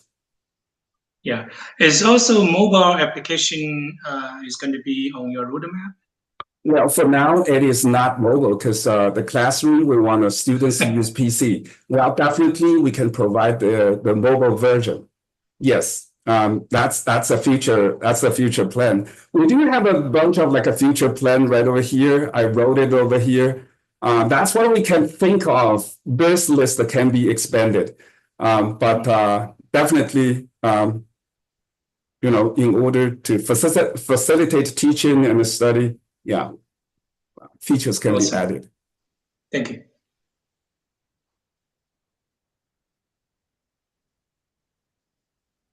All right, perfect timing. Thank you, Team Talk. Thank you. Okay, Talk EDU. All right, judges, you have 2 minutes, and Team XYZ, please get your slides ready.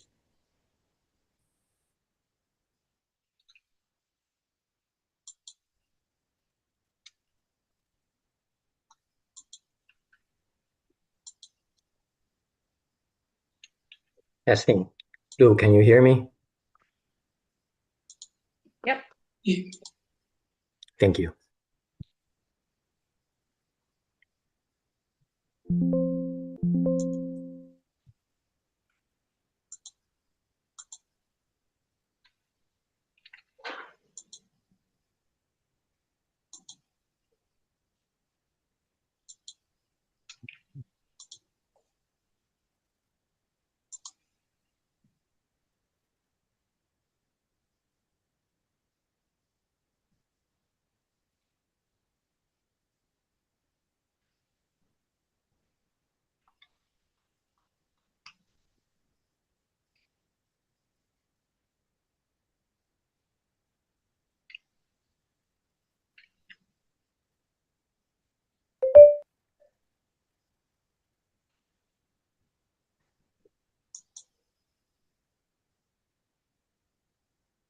All right.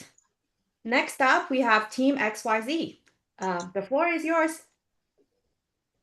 Hey, good afternoon, everyone. Nice meeting you and learning from your excellent projects. Over the past 3 months or so, our team has been working on this project, Camp Buddy, the AI-powered multi-agent platform that utilizes AI technology to transform the extended learning industry. We are so excited to present the project and our vision to you. So first of all, I'd like to introduce our team, XYZ.ai. X is Xiaolu. He is our technology specialist.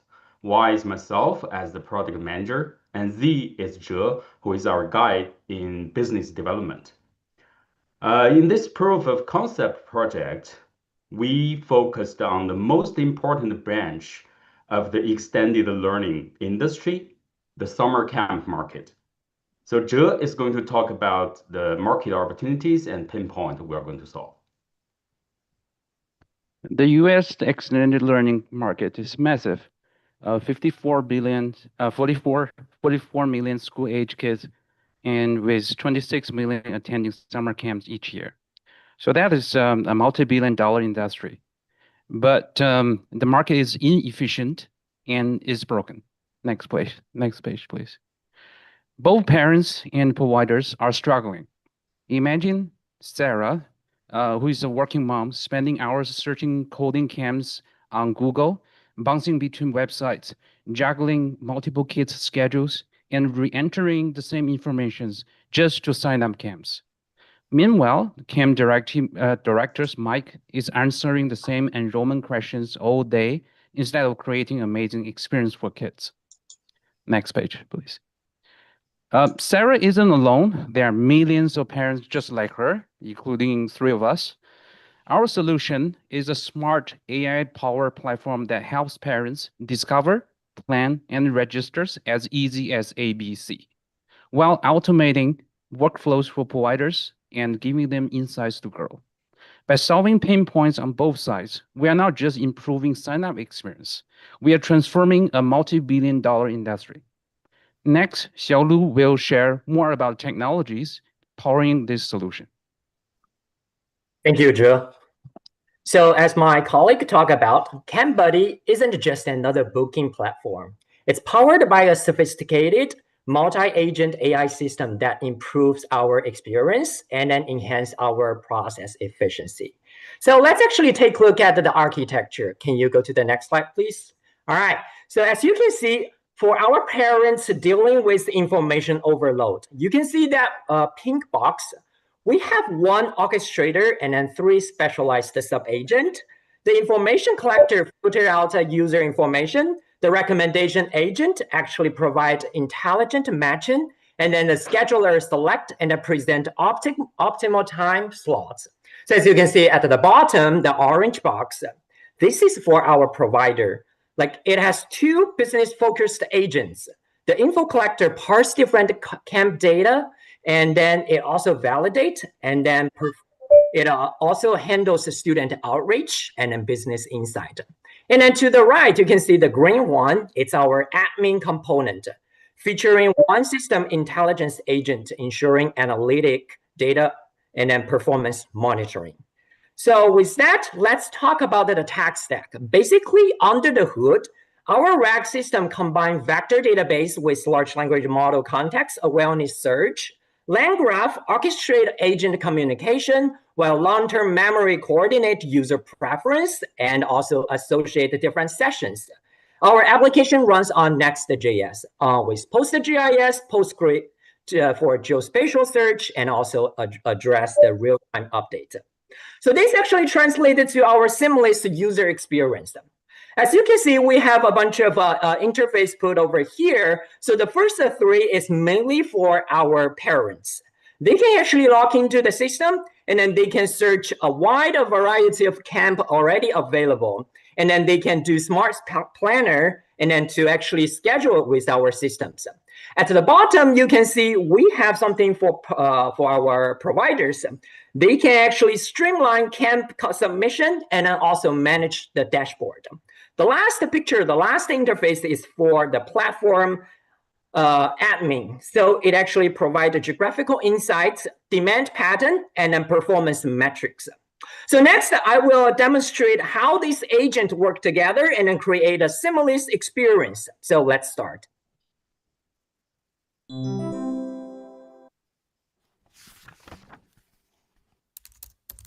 Here we want to introduce Sarah. You just heard her name. A mother of 2 kids, 8 and 9 years old.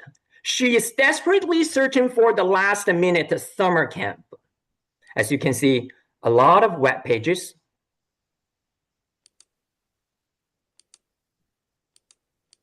And you can see the process is driving her crazy.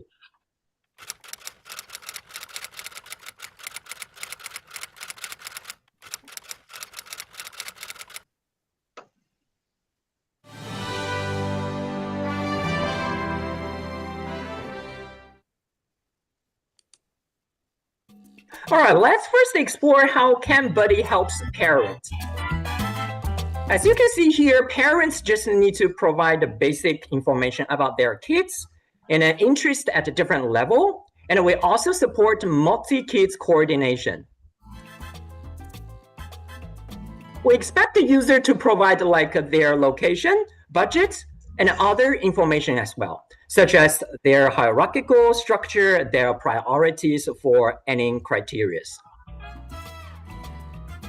And of course, users don't have to manually enter such information through forms.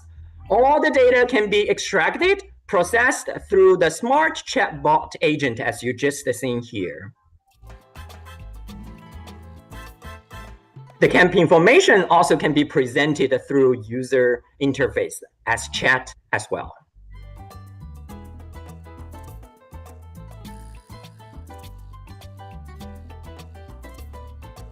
All right, our system also shows why we recommend this camp. As you can see, the users are very clear why this camp show up here.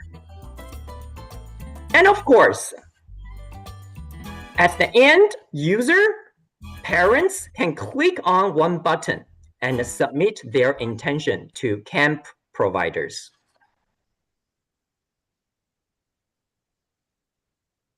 All right, let's look at the camp provider section. So let's be brave. So for camp providers, they can submit their camp through PDFs or pictures. And the camp information will be validated and added to our database. And with regard to our admin page, as you can see, we can smartly see the real-time status. So here's our quick walkthrough. Okay. Here, having successfully proven the concept, our ultimate goal is to build a cutting-edge product that is user-friendly, scalable, and secure.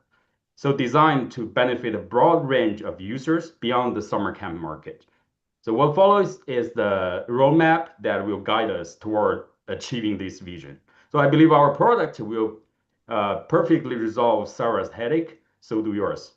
We'd be happy to take any questions you may have. Thank you. Thank you. All right, perfect timing. Thank you very much. Yeah, so when the parents search, is that going to among the providers list or is it outside the box? So when the parents search, what they can see is actually the interface for parents. So all the information the providers provided, and it will be listed and then filtered out, presented to the parents. So it's limited to the list of the providers. Well, the users, the parents can see, technically, they can see all the camps, but because they have a criteria entered, so that will be filtered, and then based on their search, they will see the material they like to see. I want to add one point, Logan, which is in this POC, we build up a tiny database. We test all the functions. But in the MVP, we are going to include the instant fetching function, which will be a fetching agent that will scrape the internet in real time, then add more information there. Just to follow up on Lucas's point, right now we already have a scraping agent, and then most of our camp right now we have 242 camps, and then they are actually scraped and then from the internet, so they are already in the systems. Thank you. Okay. Thank you for the question. Yeah, one question. So especially when you get to the stage where you're scraping, well, you're actually scraping right now. I can probably do this as a parent on ChatGPT, for example. So how do you monetize? How do you get people to pay for this service? What is the revenue model? Joe, do you want to take that? Well, yes, but for the ChatGPTs, the trust is one thing, and we hope that in later we want to build in more trust reputation systems. We want to bring more social media elements so that will make the parents more trust the contents that we have here. And also, I don't really, as a parent at the stage, I don't trust really, whatever it says, whatever show up on the ChatGPTs, and based on that, I want to trust that with my kids. So in that sense, we are more specialist, and we also want to rely on our local connections with the local ISDs and the community centers to put parents at ease when they send their kids to a place, right? So in that case, we are much better positioned compared to generic large language model like ChatGPTs. Yeah. So in addition to that, sorry, Xiaolu. In addition to that, we've tried ChatGPT multiple times when we come with this idea. Right? What ChatGPT gave us is a very plain results. List of the summer camps near me. For parents, they still need to open up each website, go through the information, memorize the important information in their mind, then go through all the other tedious processes until they sign it up. So in our product, it actually integrated the whole process, make the whole process very, very easy, reduce the cognitive burden of the parents. They don't have to memorize anything. They can look all the information in one place, and finally they click one button, send customize the email or queries to all the What would you charge for that providers in the list. Regarding, sorry? What would you charge for that convenience? I mean, how much would I have to pay as a user? Yeah, exactly. That's a very good question. As shown in this roadmap, right? The right end is monetization. So before that, we will be focusing on developing a very good product that everyone can use it, that can fulfill all our imagination we just described. Then in the monetization or in that phase, there are actually multiple options we can choose. We can either take the subscription model, charging. So let me just follow up on two things. One is that or providers, we can free to them. Okay. So I have a question that for you guys, have that looks like it still has, it's not end to end like automation, like I would expect like parents type this selection, all this one, then you come out, then parents say go, like pick up one, now your agent have to go, make a deal, or buy that or, that. So I don't see this kind of that agent to agent communication on, agent to do some action to purchase this summer camp for you, then come back. Okay, this looks like it still have human have to involved, Hey, Kelvin, thanks for the input. Actually, that's our intention. We intentionally leave the human in this loop. We don't want an AI agent to blindly send us up some programs that we don't know, right? Therefore, we leave that steps where parents can interact with the information, can process the information. But our contribution is to make that process much, much easier than before without it. Thank you very much for the great question and answers. All right, thank you, Team XYZ. Now, Judge has 2 minutes to provide your score, and Team Comedy Judge, please get ready. By the way, I want to say I really like how you guys put your names in the team name, so that's brilliant. Thank you. Yes, since we are waiting, actually, it has another meaning because traditional school education teach ABC, stands for the basic contents of the education. We are focusing on XYZ, which is ignored by the traditional school system. That's our intention. That's smart on multiple levels. Thank you. Cool. All right, thank you.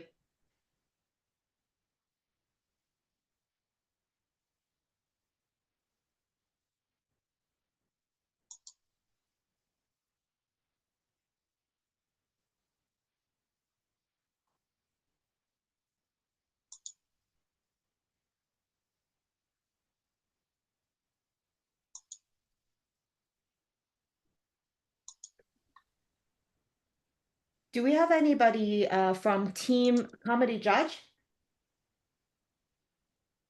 See, I'm here. Okay, great. Oh, are you here? Are you there? Yeah, I'm here. Nina. Yeah, we're here. Okay, perfect. I think the time is up, so the stage is yours. All right.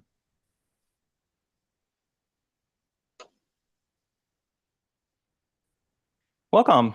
So a great presentation, XYZ team. It's good. A lot of pressure on us. So we're going to talk about this comedy pitch. So this is an AI platform built for a comedian to manage their material, catalog their recordings, get AI feedback, and connect with community. So we try to solve three main problems faced by comedians. So first, there's unpredictable audience reaction. You don't really know how your material is going to land unless you just go on stage, go to these open mics to perform. But the thing is, there's a long wait for that. One time I spent like 4 hours, including driving, just to get on the stage for 3 minutes. And then the worst part is the audience may not be that reactive because they are also comedians working on their own material during open mic. So you don't really get much from those long wait time. So it's a big waste of time. The second problem is this lack of actionable feedback. Because unless you have a class, you have a mentor or a teacher, you don't really get actionable feedback on your material. And the third problem is the scattered and inefficient workflow. Because you may have your material on paper, in your phone, in the form of recording, which is not searchable. So it's really difficult to have everything linked together in a neat, centralized place.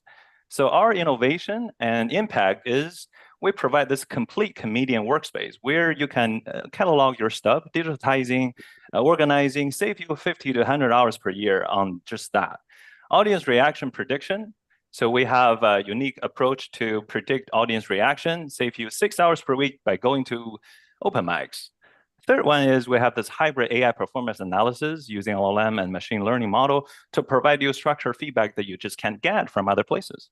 Lastly, we have this two-way performance metadata linking to link your performance recording to everything about your performance. So, which is unavailable in generic note-taking or recording tools.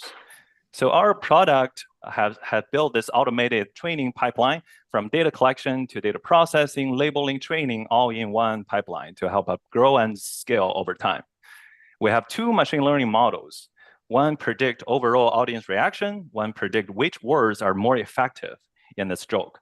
So you can see on the left is one model, it predicts 18% of laughter in this audio, and later it'll be turned into normalized score.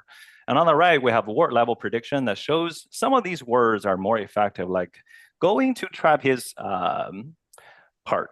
And then we have this hybrid deep performance analysis powered by a hybrid of machine learning model and LLM that takes everything we gather in the system about your material, your performance set, and your recording and machine learning model together going through a multi-step LLM analysis to give you a broad and deep analysis on your performance. Next, I'll pass it to our designer, Nina, to talk about our app, mobile app. Yeah, so this is our demo app. We have three main features: the homepage, job analyze, and the community hub page. So on the homepage, you can see there have some performers uploaded by user, and there is also have track meter, a feature that show how funny each video is. And at the top, there is a quickly recording feature, which allow comedian to immediately capture new idea whenever inspiration comes.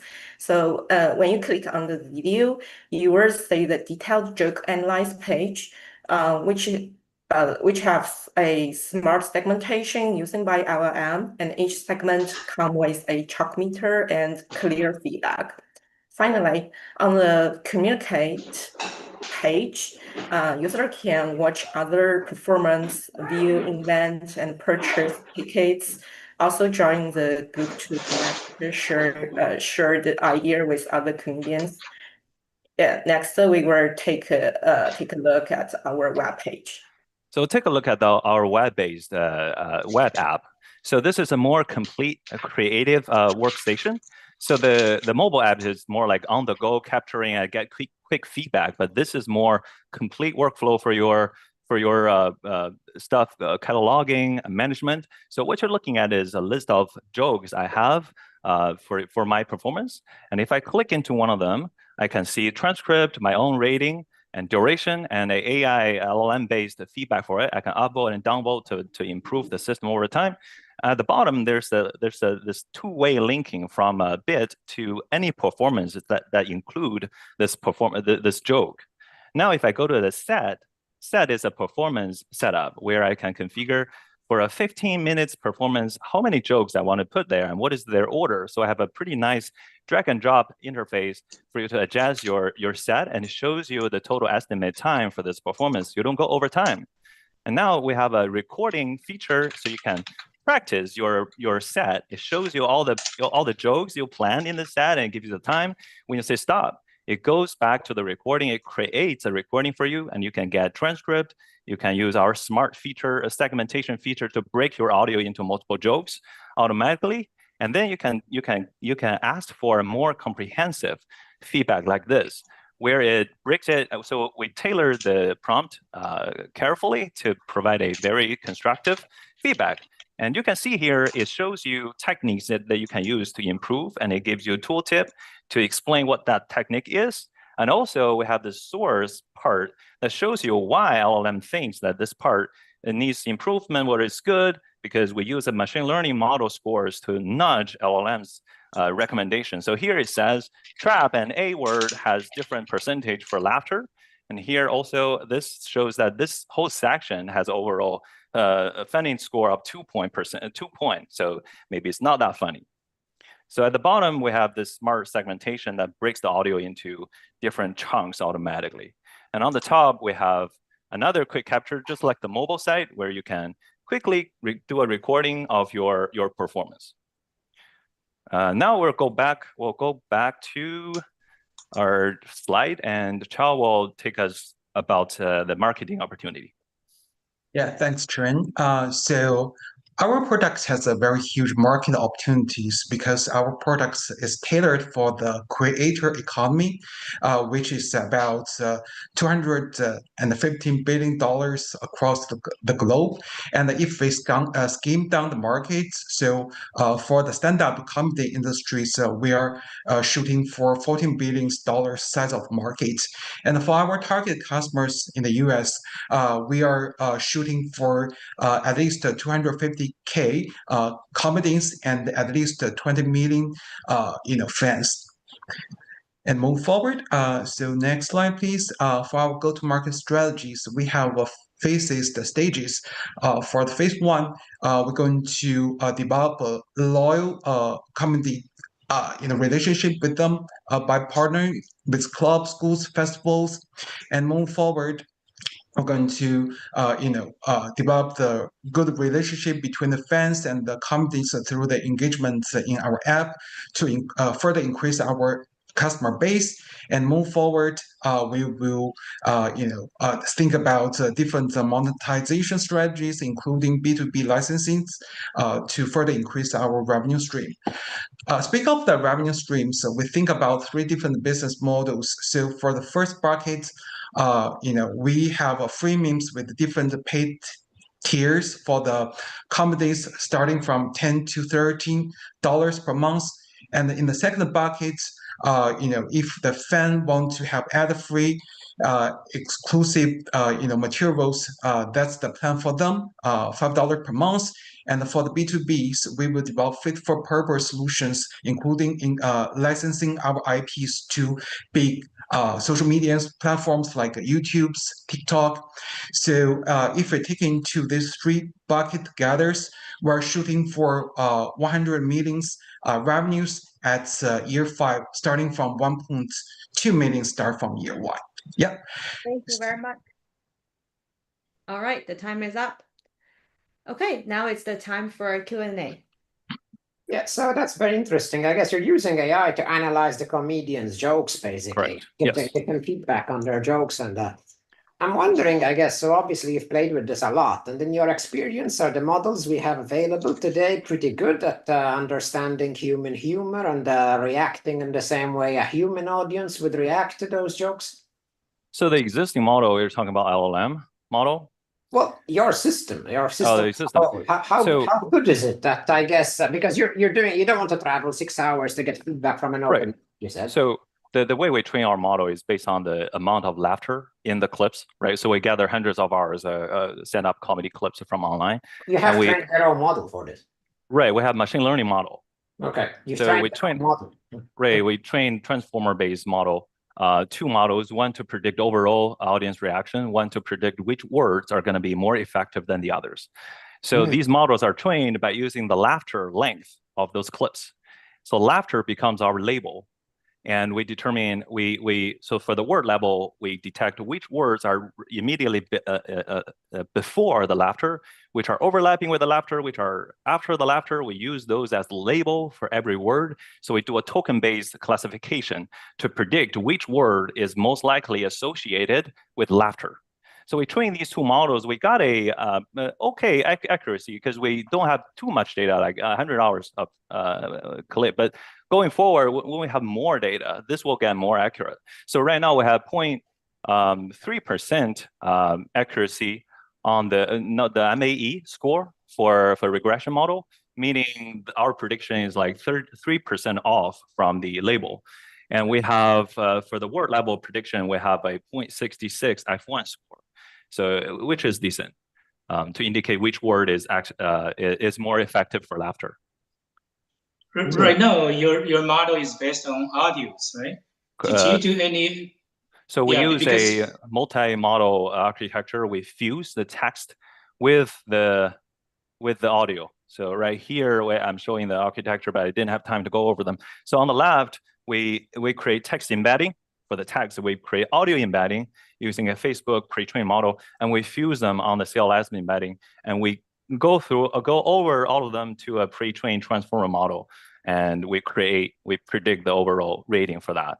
And the word level is similar. The only difference really is we associate the audio feature for every word. So we fuse each word with its audio together and going through the transformer model, and we have the word level prediction. At the bottom, you can see that this is all the words, and the highlight part, the different color part is the more effective word. That's what model predict that are probably related to laughter. On the left, it says 18%. That's the ratio, laughter ratio the model predicts. Okay. Awesome. Yeah. I think that, so you guys doing looks like a very primary development. That means from very beginning, you predict from token now. So I don't think you have that standard data set for this community, right? And this is, first of all, I want to explain what is the data set. And for that, because you're training like OpenAI, like a first version or second version, they just use that token to change words, token to change. Based on my experience, if you follow this strategy, the training will be very expensive. A lot. I would suggest you go to fine tune the large language models. They already know a whole bunch of this stuff. You just fine tune, it will be much cheaper. So the machine learning model, the benefit of the machine learning model is the inference is cheap. So the training is expensive, but inference, you don't need to go on OpenAI infrastructure. You just host it on your own. The training and inference is really quick. And also, we have trained 100 hours of videos. And with our automated training pipeline, It's not that slow, and I just do it on my own computer with one GPU. It does pretty well. But of course, we're not using a really big transformer model. But I don't think it's a really challenge part to train these machine learning model with our automated pipeline in place. So, but we did try the audio. ChatGPT has this audio model now. So we asked the audio model to tell us, do you see any laughter and audio applause, the audience applause and all of that? It could indicate some of those, but the thing is the timeline, the timestamp is off. So you can't really tell which word are really associated with the laughter accurately. But with our model, we use a machine learning model to detect the laughter, which is more accurate than using LLM, audio token directly. All right, thank you very much for the Q&A session. Thank you, Team Comedy Judge. Thank you. So this marks the end of our second block. Initially, we should have a few minutes break, but because we went a little bit over time, we only have 2 minutes for the judge to conclude their score and our next group. Team Stroke Century, please get ready. We will start in 2 minutes at 4:30.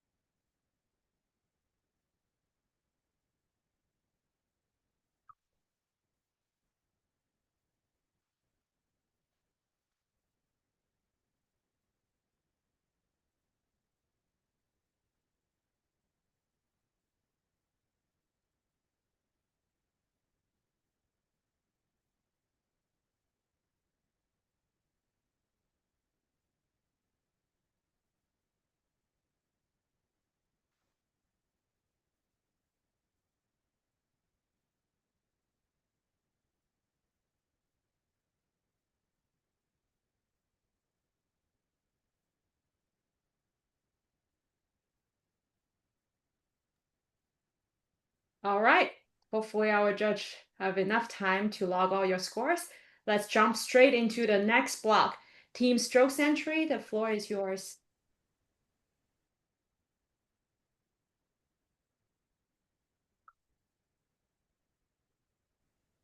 Hi. All right, we'll just get right into the presentation.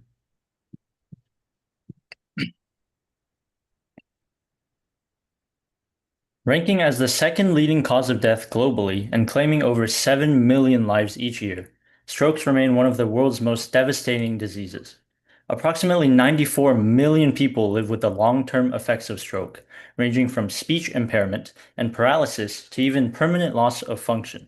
The worst part is more than 12 million new strokes occur each year, and this number continues to soar. Hi, I'm Jerry Wang. I'm Azalea Tang. And this is Vaibhav Golapalli. Now, while the aftermath of stroke is disastrous, up to 80% of strokes can be prevented. How, you ask? We created Stroke Century to help people take action in the early moments of stroke symptoms through accessible, cutting-edge technology. By integrating the research-validated FAST method into Edge AI, stroke symptoms can be detected early by anyone, putting an end to delayed treatment and reducing the risk of death or long-term disability. After opening up the app, you'll be greeted with a short and simple instructions window. And once you're done reading, you can close the window and move on to our main features. From the home screen, you can reread the instructions, start the stroke screening process, or navigate to the hospital locators screen. First, let's start the screening process. According to the FAST method, the first stroke diagnosis is in the face. Here we implemented a facial landmark model using Swift and the Vision framework, taking 468 points on the face, but specifically targeting the points around the mouth. The user will perform a smile test where the app will scan the lips for any weakness or numbness. The next diagnosis is in the arms, where the user will set the device down so they can see their arms. According to the FAST method, the user will hold their arms out straight in front of them. If they have a sign of stroke, one of their arms might feel weak or paralyzed and drop, which our pose estimation model will catch.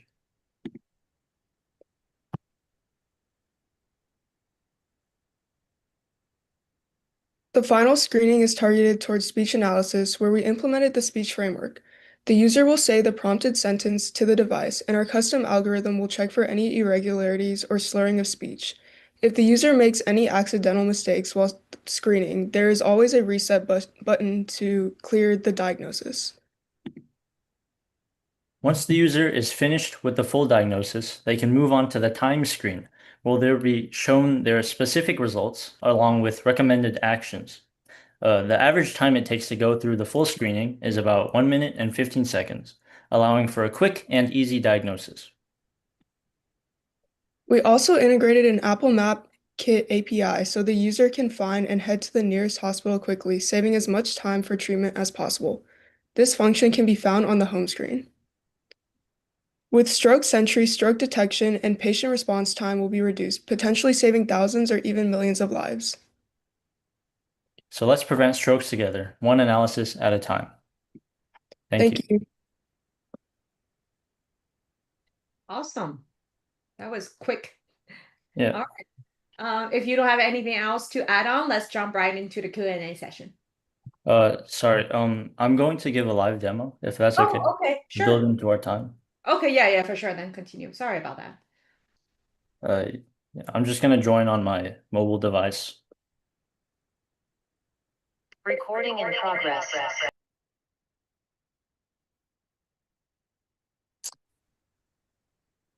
Okay, so can I share my screen?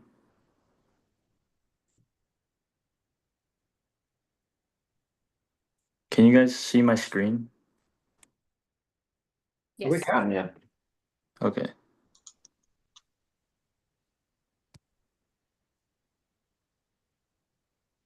Okay, so this is our mobile app. So again, following the presentation, when you just launch the app, for the first time, the instructions screen will pop up, but you can always click on the instructions button again. We do specify that this is not an application to replace a doctor, so there's a disclaimer here for that. And then just the instructions. You can also see a map of hospitals that are near you. They're ordered here by distance. And then there's also the history. At the end, when you get your results, you have the option to save it. This one right now, I believe, is a filler, but the saving does work. So here I'll just start the assessment.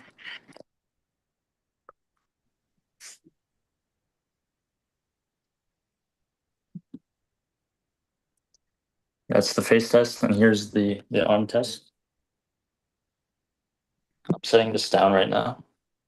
And here I'll mimic the effects of a stroke. So maybe my arm feels weak, and it'll droop a little bit.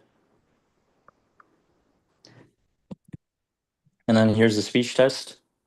So we ask the user to say a character diverse sentence, and then we match it with the actual sentence in an algorithm.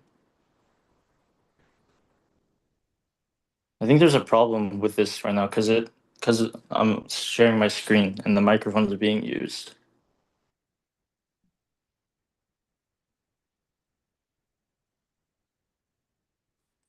But yeah, after, as you can see, I have my results. For the face test, there might be a slight inaccuracy because of lighting problems. But Apple's vision framework is generally pretty accurate. The arm test, as you can see, I was mimicking the stroke symptoms, so my arm was drooping a bit. And then it comes out as abnormal. And for the speech test, there's something wrong because of the microphone, like the Zoom sharing, but it usually works. It does work. And then once you're done, it'll give you like a small like assessment summary here, and for some like it tells you like some future actions. I can also save my results, and it just clears it when it gets saved. So in my history, you can see here, it's the top one. The speech is like inconclusive again, and I can clear it as well. And yeah, this is the demo.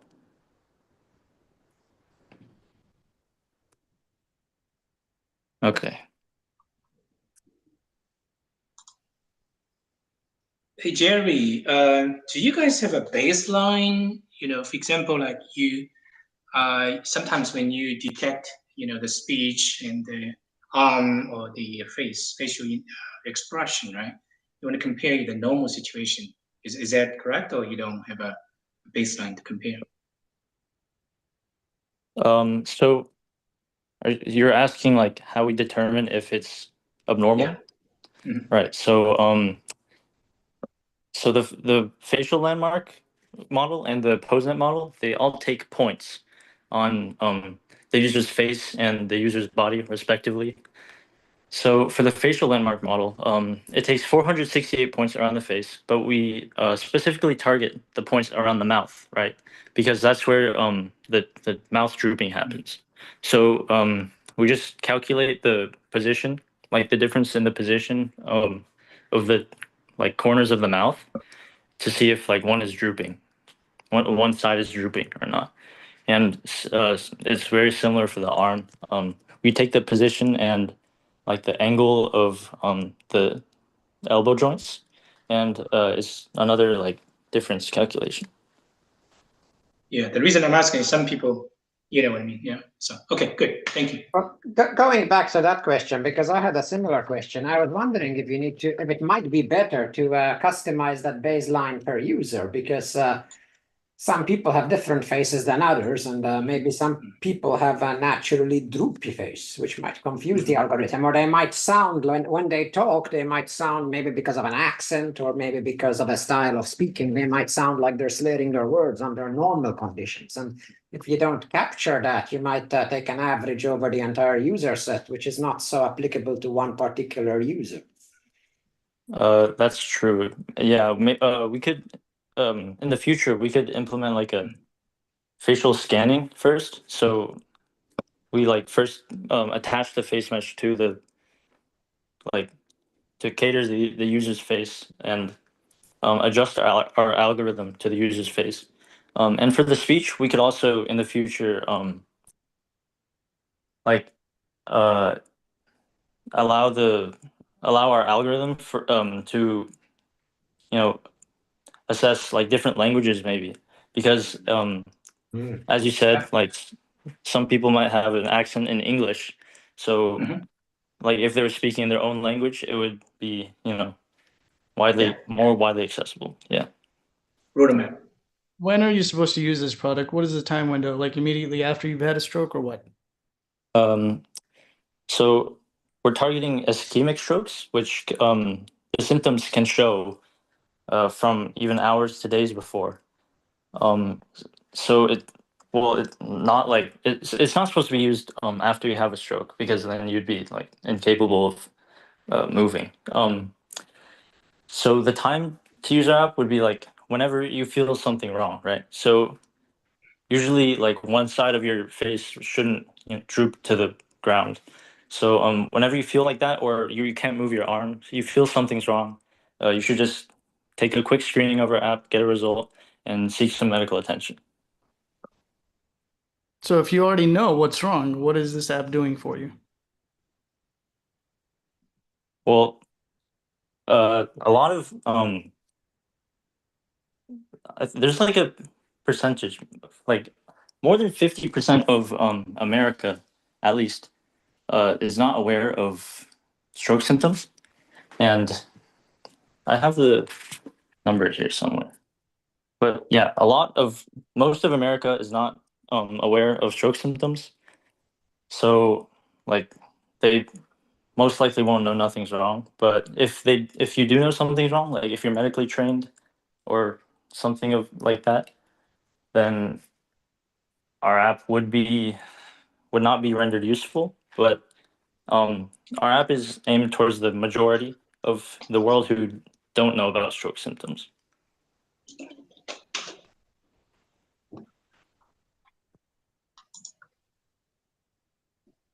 I have a very similar question, because this is people have intention to do that, it will be best if you can modify the algorithm or keep, watching the people's face and also watching people walking or guest or something like this or speaker, from nature. People don't know, then they catch that. That will make it more useful. Otherwise, people will not get used to this product. So like a security camera or a device that yes. continuously monitors. Continually monitors that. Then from this, like a long time, you can learning what is the normal behavior, what is abnormal. Then you figure out this will be much better product. That's a very good point. And actually, I was going to say that there's a big liability issue with your product as it is currently, because you're telling people whether they had a stroke or not. But if you do what Kelvin suggested, that also gets rid of your liability issues, because you're just giving a prediction, and it's not targeted to oh, have you had a stroke or not? That's a good point, Kelvin. Okay, thanks. All right, thank you very much. I think we already, the time is up. I see the timer show the red flag. Okay, so now we have 2 minutes for the judges to provide the scores. Thank you very much, Team Stroke Century. And the next team, Team AI Job Referrals, please get ready for your presentation.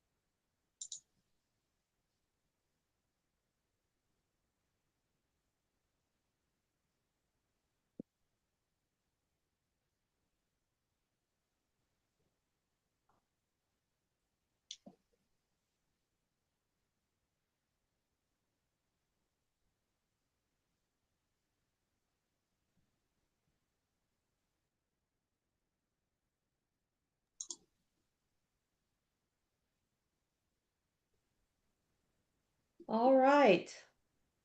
Now, next up, we have Team AI Job Referrals Inside Edge. Please start your presentation. Yes, hello everyone. While our teammate Michelle can go to the first place, I would like to introduce our team, and also yes. So my name is David Lee, and in this project, I'm project manager, and we have two developers, Anling and Michelle. So first, I would like to thank both of them for their hard working, because Michelle is a busy mom, for her 12th grade son, and Anning actually he's in Eastern time, so he's stay very late for meetings. Second, I would like to appreciate the DFW IT organization to organize this contest, and also the leadership, the judges, and all the mentor and volunteers. Specifically, I would like to thank 4 people, right? So Fan Dian, Tie Yiguo, Calvin, and Gary Huang, they all give us very invaluable suggestions and insights. So without further ado, I'm going to pass our podium to Michelle, and also Annie will do the live demo. Then we take the Q&A. Thank you. Michelle, it's your turn. Can everybody see the full screen? Hello? Yes. Yes. Okay. Good afternoon, everyone. Let me introduce our team project, DFW IT Inside Edge AI, a cutting-edge job seeking and referral system. Our team, including project manager David, programmer Lin, and me. Oops.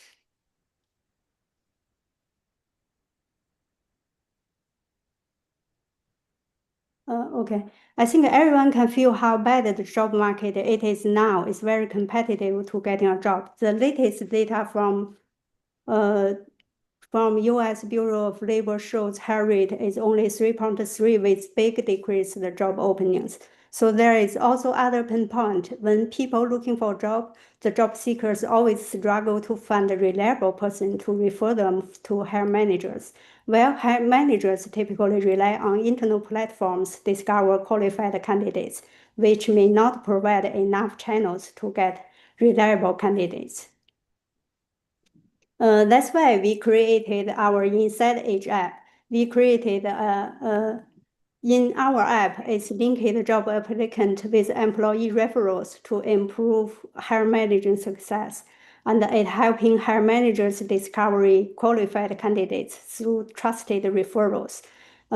It's supporting networking and referrals opportunities both within DFW IT and across external organizations. So this is our system design. It's including 3 parts. The external system users, we use LinkedIn web scraping to gather members' profiles to make sure the data is kept updated. The automated backend engine, we use OpenAI embedding models and use Neo4j database for smart matching. And we using user-facing applications, which we run it on Streamlit platform as a chatbot.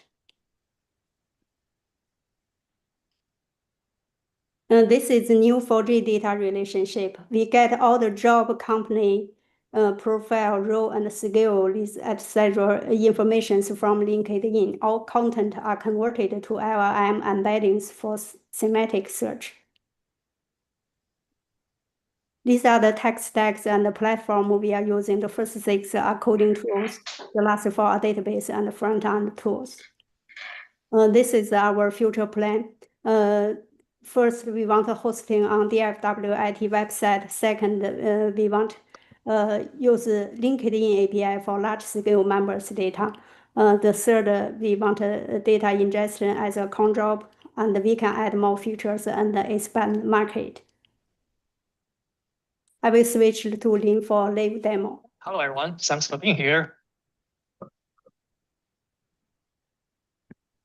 Okay, thank you, Michelle. Let me share my screen. Can everyone see my screen? Yeah. Yes. Okay, great. Thanks. As Michelle mentioned, we majorly serve 2 user groups. One is hiring manager, another is job applicant. You can select the group you belong to from our homepage. So let's go through this one by one. Maybe from the job applicant first, consider we have larger group in this category. So if you select as job applicant, we're gonna ask you, what is the job posting you are interested in? You can either copy and paste as a text, or you can upload the PDF files.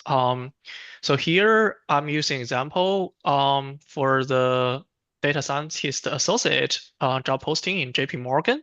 And let's just use the example and explore how we can leverage the power from our DFW IT network. So I'm going to upload this example here. And once you're done uploading, you can click Get Recommendations, and it will search through our backend database and show you the best matches considered as referral for this position. And you can see so far, because we have limited number of records in our database, we have which it shows up we have 3 members in our DFW IT who can potentially help to refer this position. And it's actually ranked based on the similarity score we designed for this app. And you can see the highest, the top one ranking is from our member Lu Yang. And if you go to his profile, actually, he's a lead data scientist in JP Morgan, so which means like he may have some ideas for this position, or maybe he knows the hiring manager or at least the team, so he can definitely give you a stronger recommendation, right? And it also kind of like summarize the strengths and matching rationale for each of the records we get from our membership database. And you may notice that like we have some potential referrals, but like the matching score is a little bit low. That's mainly because we believe those individuals who can also potentially help you to do the referral. However, their job position is a little bit far from the position you are applying to. For example, Hogan's position, if you click his profile, he's working as a software engineer in JP Morgan. So he can potentially also do the referral, but maybe not in the same group though. So this is for the job applicants, and also you can interact with the chatbot, say like, what is the necessary skills I need to develop for this position. So this is interactive, and it also kind of like extract the information and then summarize it for you. You can basically ask the bot a lot of questions regarding to the position and also the information we fetched from the database. Now I'm switching to the hiring manager. As a hiring manager, I'm not just interested in the individuals in that specific company, right? Like actually, I'm interested in all the individuals in the DFW IT group that may align with the job posting that I'm hiring for. And here we use the exactly same job posting as demo purpose. And if we click get recommendation, it will search through the whole database and return the top hits as the potential like candidate for that job position. And again, like it's in the same format, and it gave you the rationales and also gave you the matching score, and it also ranked by the matching score. From our current database, the top hit is Wasanet Kumar, and if you see his profile, actually he has all the necessary skill set required by this job by this job posting, and also wonderful thing is like he's open to work, and then if you think he's a good candidate, you can definitely directly reach out to him. Thank you very much for the presentation. The time is up. Thank you. Thank you. And now it's the Q&A time, and Team Wukong, please be prepared. Yes, so it looks like this is very heavily dependent on LinkedIn scraping, and I know that a lot of people have been trying to scrape LinkedIn for a long time, and LinkedIn is not too happy about it, and they have all kinds of defenses against that and terms about that. And how do you address that issue, I guess? Yes, sir, Alex. So Annie, if you may, I would answer this question. So yes, that's one of the biggest challenge besides the limited development capacity for this project. So we soon realized we have this web scripting legal issues once we focused on LinkedIn. So we actually had two options back then. One is to partner with LinkedIn and go through all the paperwork and to get basically certified as partner, utilize the API, which is actually in our long-term plan to do. So then we discussed with Fan Dian and also realized, okay, for this this project work, we actually just saying, okay, we're going to just use those around 80 profiles actually sign up for this AI competition. So basically, all those profiles all be friends of the DFW IT. So this is kind of also avoid the legal issue. So Alex, you're absolutely right. So we should consider the legal from the legal parts from beginning. So LinkedIn has a partner program, and if you pass their criteria, they will give you access to an API, which would allow you to do that. Yes, we do. It's just due to the time limit and the developer development, human capacity, we didn't took that route. We want to just develop something end to end and actually working and then refactoring and to perfect the whole thing. I see. Okay. What about your competition? I mean, I would think LinkedIn has all the data. They're probably developing something like this or already has something like this on the platform. That's a good question, if I may. So we for our initially we're focusing just like a useful tool within the organization like DFW organization, but it can apply to any of the organizations. So for the competition, I would like to see I would like to see the application for this project, right? How to maybe put into market. We have two models. It could be B2C, which is to the individuals. Basically, they give us access, the consent to ingest the profile information to be able to link and do search within this network. Second is also B2B. We could basically give the sell like the SaaS subscription to organizations, not only to IT organization like DFW IT, but any other specialized organization. Third is like the ATS, the applicant tracking system platforms like HQ and Greenhouse. They actually we could partner with them because LinkedIn to them is just job posting platform. I think the market like Michelle showed is actually quite big and the pain point is right there. So we should have the enough or the big enough pie for if we really want to commercialize this project. If can answer your question.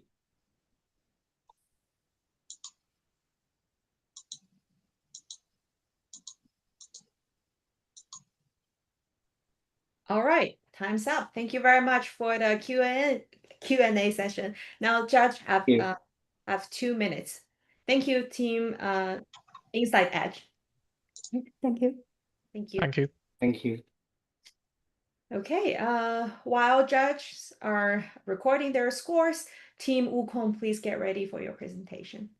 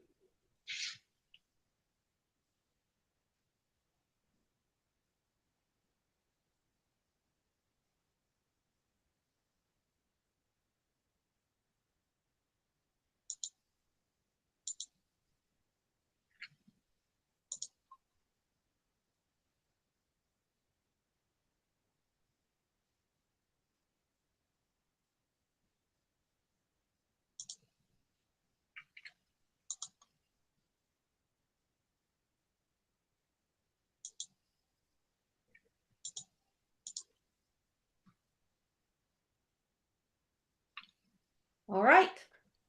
Next up, we have Team Wukong. Thank you. Just checking. Can you hear me? Can you see me? And also, can you see my screen? Yep, all good. Okay, perfect. Good afternoon, everyone. Thank you. This is Team Wukong. We have my name is Bo, and we have Jacob, we have Karen, and we have Score in the camera as well. And it's our honor to talk about our product, Fair Tax AI. Our mission is simple, to empower homeowners to challenge unfair property tax assessments with confidence. Instead of struggling through a confusing, time-consuming process, we generate AI-backed, data-driven reports that mark appeals fast, simple, and effective. This is a massive opportunity. It's over $30 billion in property tax appeal market every single year. And we stand behind a clear promise: save time, save money, and win fairness. Imagine opening your property tax bill and see it's $100 or even $1,000 higher than you had expected. That's because assessments are often inflated, and when the market shifts, those changes aren't always reflected. Now you can part text, but the process is confusing and time-consuming and paper-heavy. Most homeowners don't even bother to do it because it's not worth the effort. The result is over 40% of the US homeowners are over-assessed every year by the level protest, leave billions of dollars on the table. So that's why it's a billion-dollar question. Here comes our fair tax AI. Our vision is simple yet powerful: to make property tax fairness accessible to every homeowners. We are initially focusing on the homeowners directly, then later to partnership and commercial property owners as well. Now, in terms of the product features, our platform is built to automate and simplify the protest process end to end. It starts with the automatic market analysis by pulling in the comparable property data. Next, we enable the automatic defects write-up. So homeowners just need to upload the photos and the system generate professional documentations. We then facilitate direct customer interactions to clarify any missing or uncertain details. From there, we handle automated protest generations, protest report generation, and even file directly with county appraisal district. We also provide straightforward documentation tracking dashboards. Strategically, we start with the homeowners in the neighborhood communities across the DFW area, where the property tax pressure is pretty high. And to accelerate adoption, we are partnered with real estate professionals and service companies. Over time, we will expand into a commercial real estate market as well, where the savings can even more substantial. And here, I want to emphasize one thing. Our AI-driven automation lowers operational cost. That allows us to invest heavily in marketing as well as profit sharing with partners, drive the expansion, rapid expansion. Here, I will not go through the details. I will do it later in the demo. Here, the major takeaway is this process is very simple and straightforward. 1, 2, 3, 4, and boom, you are going to have the report generated automatically. Our architecture. This is a technical backbone behind of our Fair Tax AI. It is designed to scale, deliver quickly, and ensure reliability. We build a system primarily on the Google Cloud, leverage Vertex AI, ADK, our agent engine. We build the front end, we use React.js and Tailwind and connect it to the Fast API in the backend. We utilize authentication and authorization, use the user data through the Firebase, which keep everything secure and seamless. On the back end, you can see of the agent engine power with the multi-agent framework, ADK. We integrate with MCP to correlate with our backend, with our data backend. That automate the process, the tasks like market analysis, defect detection from photos, and the report generation. And this ensures that every step of this process is handled accurately and efficiently. And for data, we integrate Google Firestore and BigQuery for real-time and large-scale storage, and along with the cloud storage. And we use external real estate APIs, such as Zillow. But that's not the only API we use or data source we use. The result is we have a cloud-native AI-driven architecture that not only runs for the properties we already have right now, but we can very easily scale across state. Market sizing we talk about is $1 billion problem, and our initial market entry is focused on the concentrating on high-value segment of Texas homeowners. We have totally over 8 million of household here. This serves as the strategic launchpad for our scalable nationwide expansion. Our operational model is built on AI automation, enable a labor-light approach to assessment and report generation. So that's why we can offer a very highly competitive revenue models. We can capture either a $50 flat fee or 15% of annual property tax savings. It is a pretty compelling value proposition compared to some other competitors or existing solutions. Fair Tax AI will empower homeowners to fight unfair tax with just a few clicks.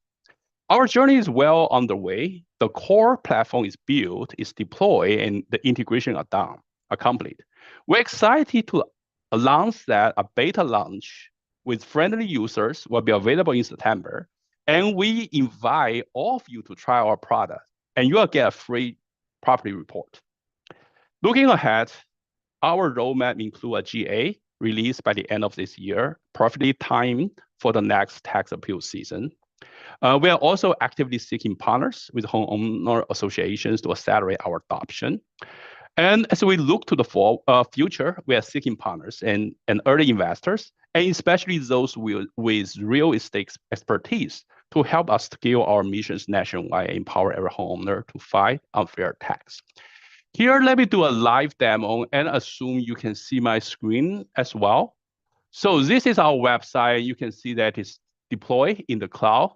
And then here in the dashboard, you can see we have 5 different properties at different stage. Some of them we just enter, some of them we have evidence uploaded, and some of them we have report generated as well. To enter a property is very straightforward. We click the button, and here we can enter the information, including the address and other information as well.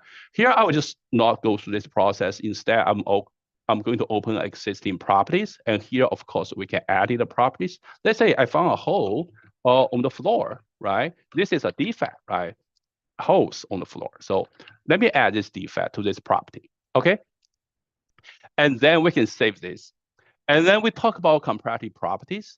And here we use our agent to search for the properties. The first time we search, we're run through the APIs or run through the data sources, and then we can save the property. Here, you can see that on this property list, we have lots of properties here listed with similar price range, similar number of beds of bathroom and bathrooms and square feet. Okay, for time being, let's go to the product tax sequence 1, 2, 3 for SSA. Add your property, find comparables, upload evidence, and generate reports. Other photos here, we can very easily upload photos. Since the time is about up, I'm going to skip this process, but you can see we can add the photos very easily. And generate the reports is also straightforward. I'm going to open one of the report we generated earlier today, but the whole process, just click the button and reports can be generated, okay? And then the report is open up to a different window. Let me drag it here. Here you can see the report. It starts with the property information, exactly summary, the property details on comparable properties, as well as the pricing depends on generative from the comparable property and the recommendation and next step. Okay. And then also some appendix as well. Thank you. Thank you very much for the presentation. Now we're it's the Q&A session for the team. How often are the protests successful against property tax assessments? I have only one data point. For me, it is successful 100% of the time. But in general speaking, when we hear from the friends and in DFW area, particularly in the Collin County, I think the success rate is maybe 60–70%. And how much of an average, on average, how much of a percentage difference does that make in before protesting and after? So for my property, the difference is roughly 1%. 1% generated, so that's that's a $10,000. So that translates to a saving of $400. And what would the approximate cost of your service be? The cost of my service is nearly zero. Basically, we use some token costs. We have some cloud expenses, but overall the cost is very minimal. Like a subscription model, or how do they pay for this? What do they pay? So right now we are proposing two revenue models, as listed earlier. Either is a $50 flat fee, so that is whoever want to generate some reports pay $50. They are going to get one report generated. Another is just like our other competitors, they are going to charge a percentage of the property tax savings, and really in the market is somewhere between 25% to 50%. We can charge only 15% because for us it's labor light. That's our labor light strategy, and we don't have lots of costs associated with that. So that's another reason enable us to can spend very heavily in the marketing and to expand very fast. I may any companies doing something similar using AI technology for tax protection, protest? So for example, this year I use a competitor called Ohmswell. I'm not sure whether you use AI or not, but my gut feeling is they are not using AI because their process is a little bit cumbersome compared to ours. And ours, literally, we can generate the reports within minutes. How many members in your team, Paul? We have 4 members here. We have Karen, we have Scott, we have Jacob, and I. Yeah.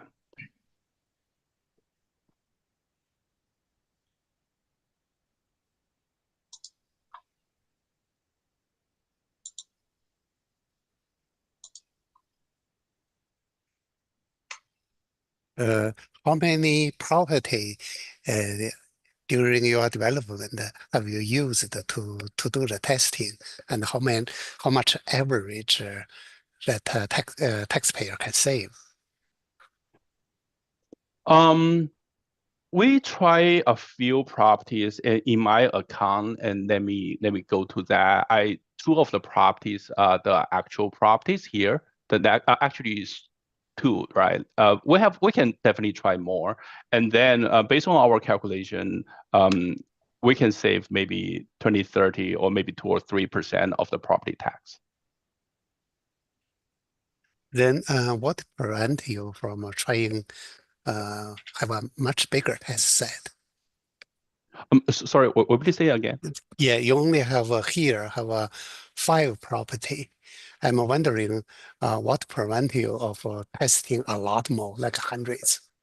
Oh, yeah. So no, there's no limitation. So what we really need to do is we're going to enable more data source to get those properties. And also, since this is only the 8th week, right? And we believe that in September, when we open it up for the beta test, and we are going to have more properties. So at that time, we'll definitely welcome all the users in the DFW area to try it out. And later we're going to expand to different states, because each of the county there are some kind of limitations or regulations. But so that's why we are going to start from the DFW area, expand to other states or counties. All right, thank you very much. Thank you. Thank you. Thank you very much, Team Wukong. All right, judges, you have 2 minutes, and Team Crew E, please get ready.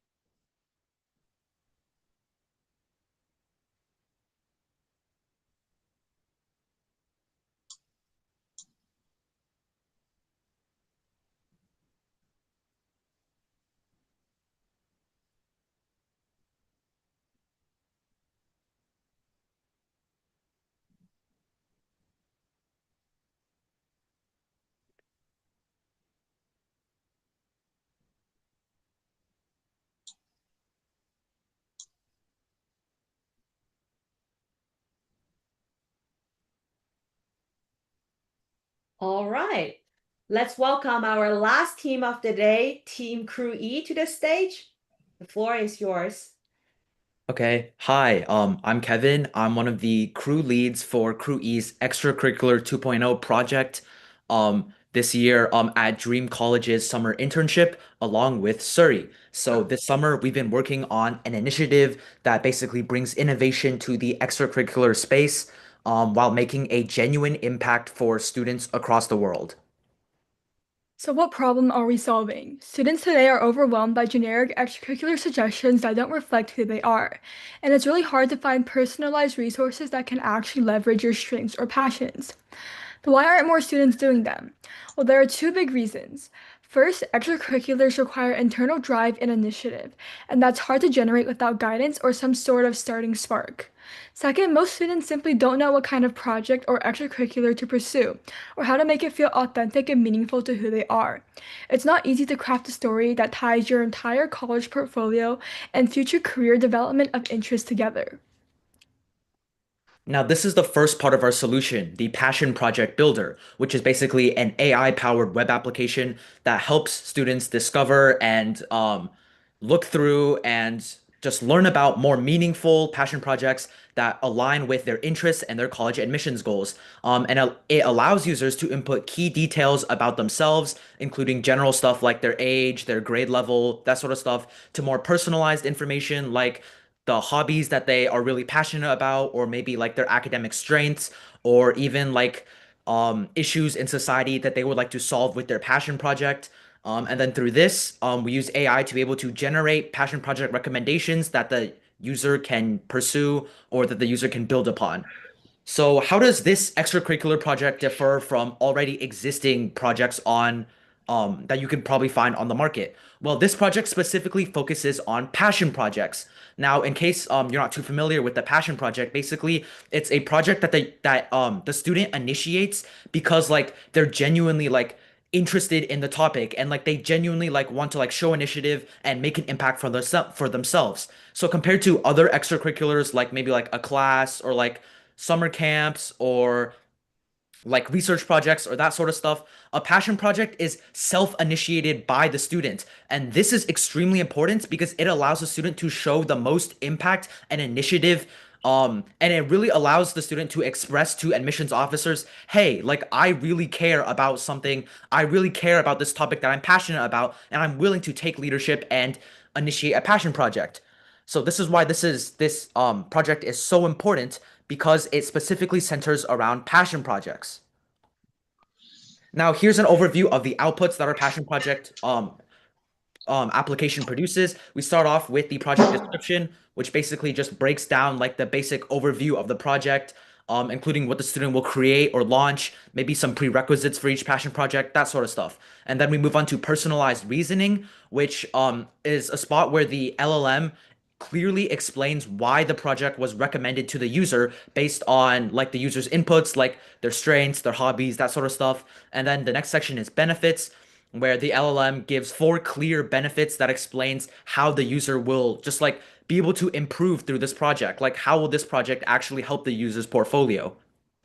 And the last section is the timeline, which provides 10 clear steps about how the student can make genuine progress each week, how the user can actually have actionable steps in order to progress through their project and be able to stay on track.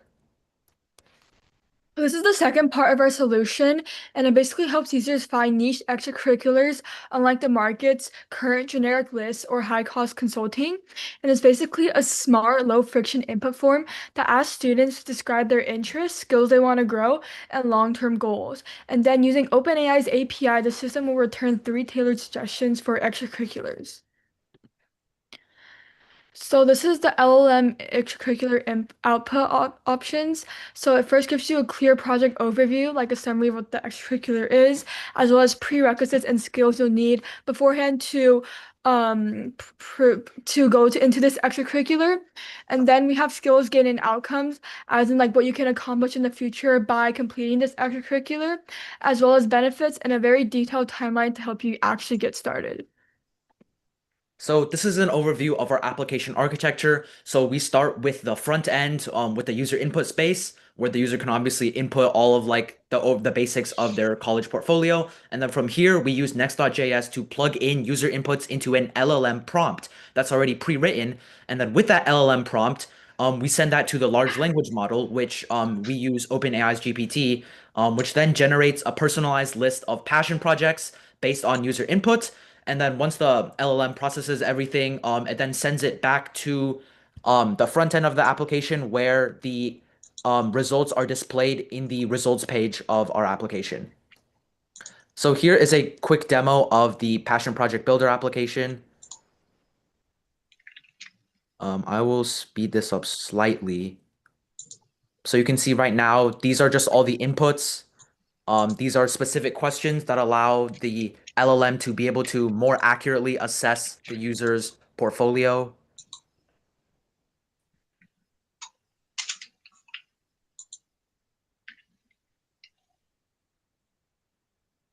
And yeah, this is just like examples for how you would fill this out.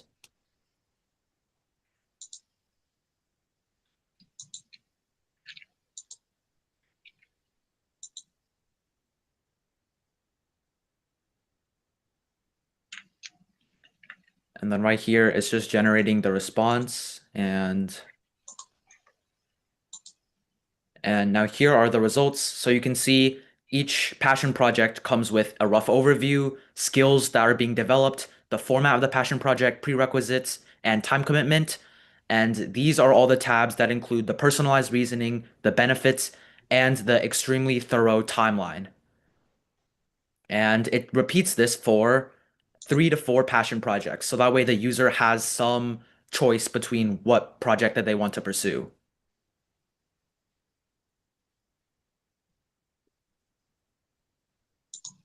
Right. Okay, so here is the demo for the next part of our solution. Same for this part. The user just enters a few sentences for each section of the input form, including like their passions, their personality, their skills.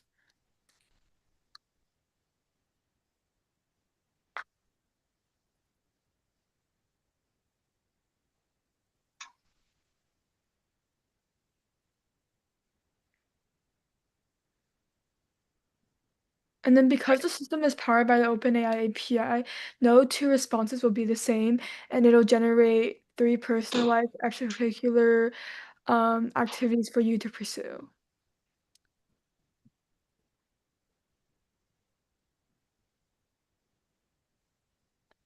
Right. Okay, that's our presentation. Now we can move on to the Q&A. Perfect timing. I don't even need to flip my background to red. All right, let's get the Q&A started.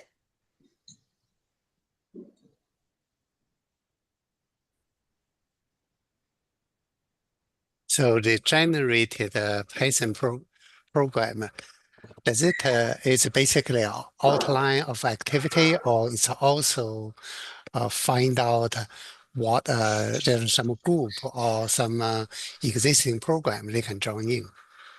Yeah, so with passion projects, like specifically, passion projects should be something that is self-initiated. So like what this means is like basically you are like essentially starting it from the ground up. You are building the base and you are expanding it yourself. So when the LLM is recommending projects, it's more focused around recommending like projects that you build up yourself. Obviously, like different resources, like maybe like groups that you could join to like get advice, like this could help, and it's all in the timeline. So if there's like any specific like applications that you might need to use, the LLM will state it in the timeline. So like these tools, like you can utilize these tools while designing your passion project, but it's not the passion project application isn't really for connecting with others. It's mainly for designing something yourself because this is what shows the most initiative. I want to add on. So basically, our solution is 2 parts. The first part is what Kevin just explained with the passion projects, and the second part is the pre-existing activities. But the difference from the market is that it actually personalizes the activities and it finds niche ones, unlike generic ones on the market right now, that really fit your interest and your passion. So we have 2 parts to our solution.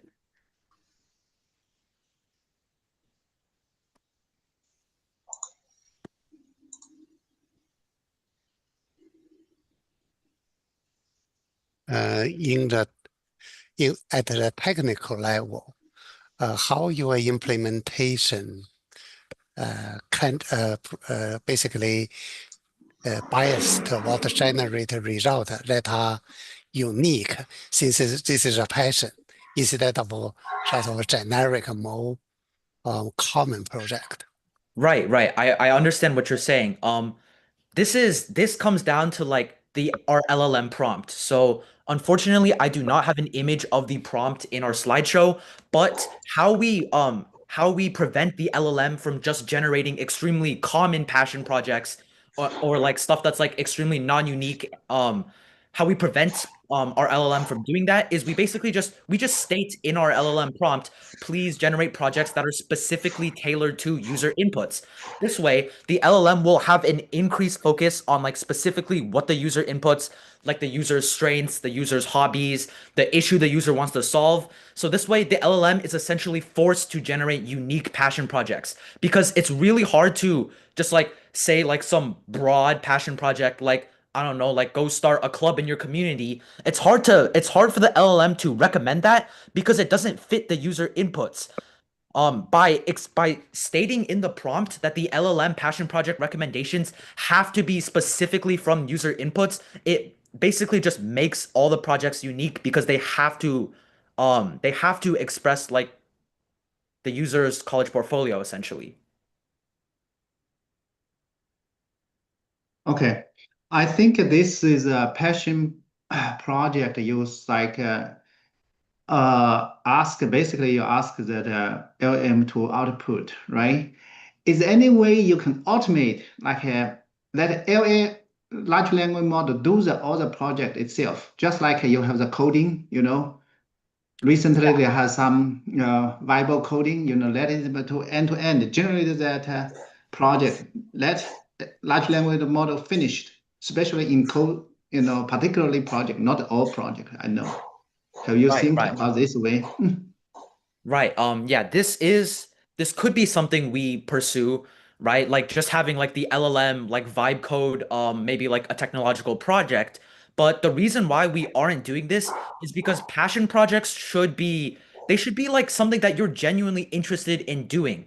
Like if you're just going to have the LLM create your entire project, then I think it would just be a better idea to pick a project you're more interested in doing yourself. Because even though, like, yeah, an LLM could produce your project, the whole point of a passion project is to show that, like, you're genuinely passionate in something and you're genuinely interested in doing it. So, like, it makes more sense for the user to do it themselves. So this way they actually learn how to do stuff. They actually learn about the skills instead of just having the LLM do it all for you, and then you're not learning nearly as much.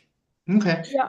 Yeah, and also like the LLM's role right now mainly is to really guide the user, which is why we provide that step-by-step timeline to kind of help them kickstart their passion project, but not completely execute it for them. Yeah, I think Kevin raised a great question, right? So in the future, if AI does all the things for us, what are we going to do? Are we going to doubt the life of the meaning of life? Yeah, that's right. All right, thank you very much. Thank you for all the great conversation. Thank you for Team Crew E, right, for your great presentation. And I think that's the last presentation of the day. Let's still give our judge 2 minutes so that they can conclude their scoring before we go to our closing remark.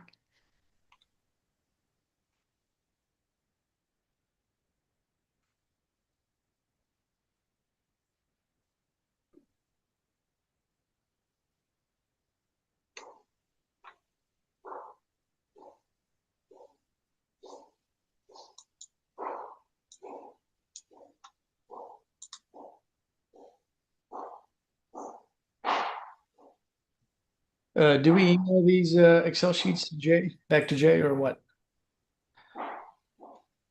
Yeah, the Excel sheets are shared, so he already saw all your points. Oh, okay, I guess I just downloaded it. I'm not doing it on Google Drive, so I'll just email it to Jay.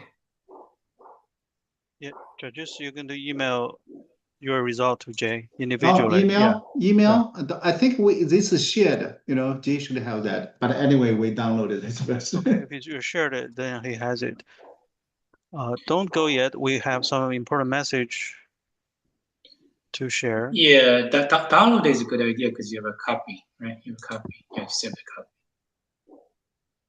Yeah, downloaded that in copy in case lost. Yeah.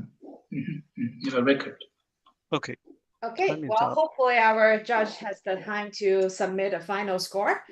Well, what an incredible day, right? I'm really impressed just by the span of industry our team have tackled, from healthcare, education, entertainment, finance, robotic, and much more.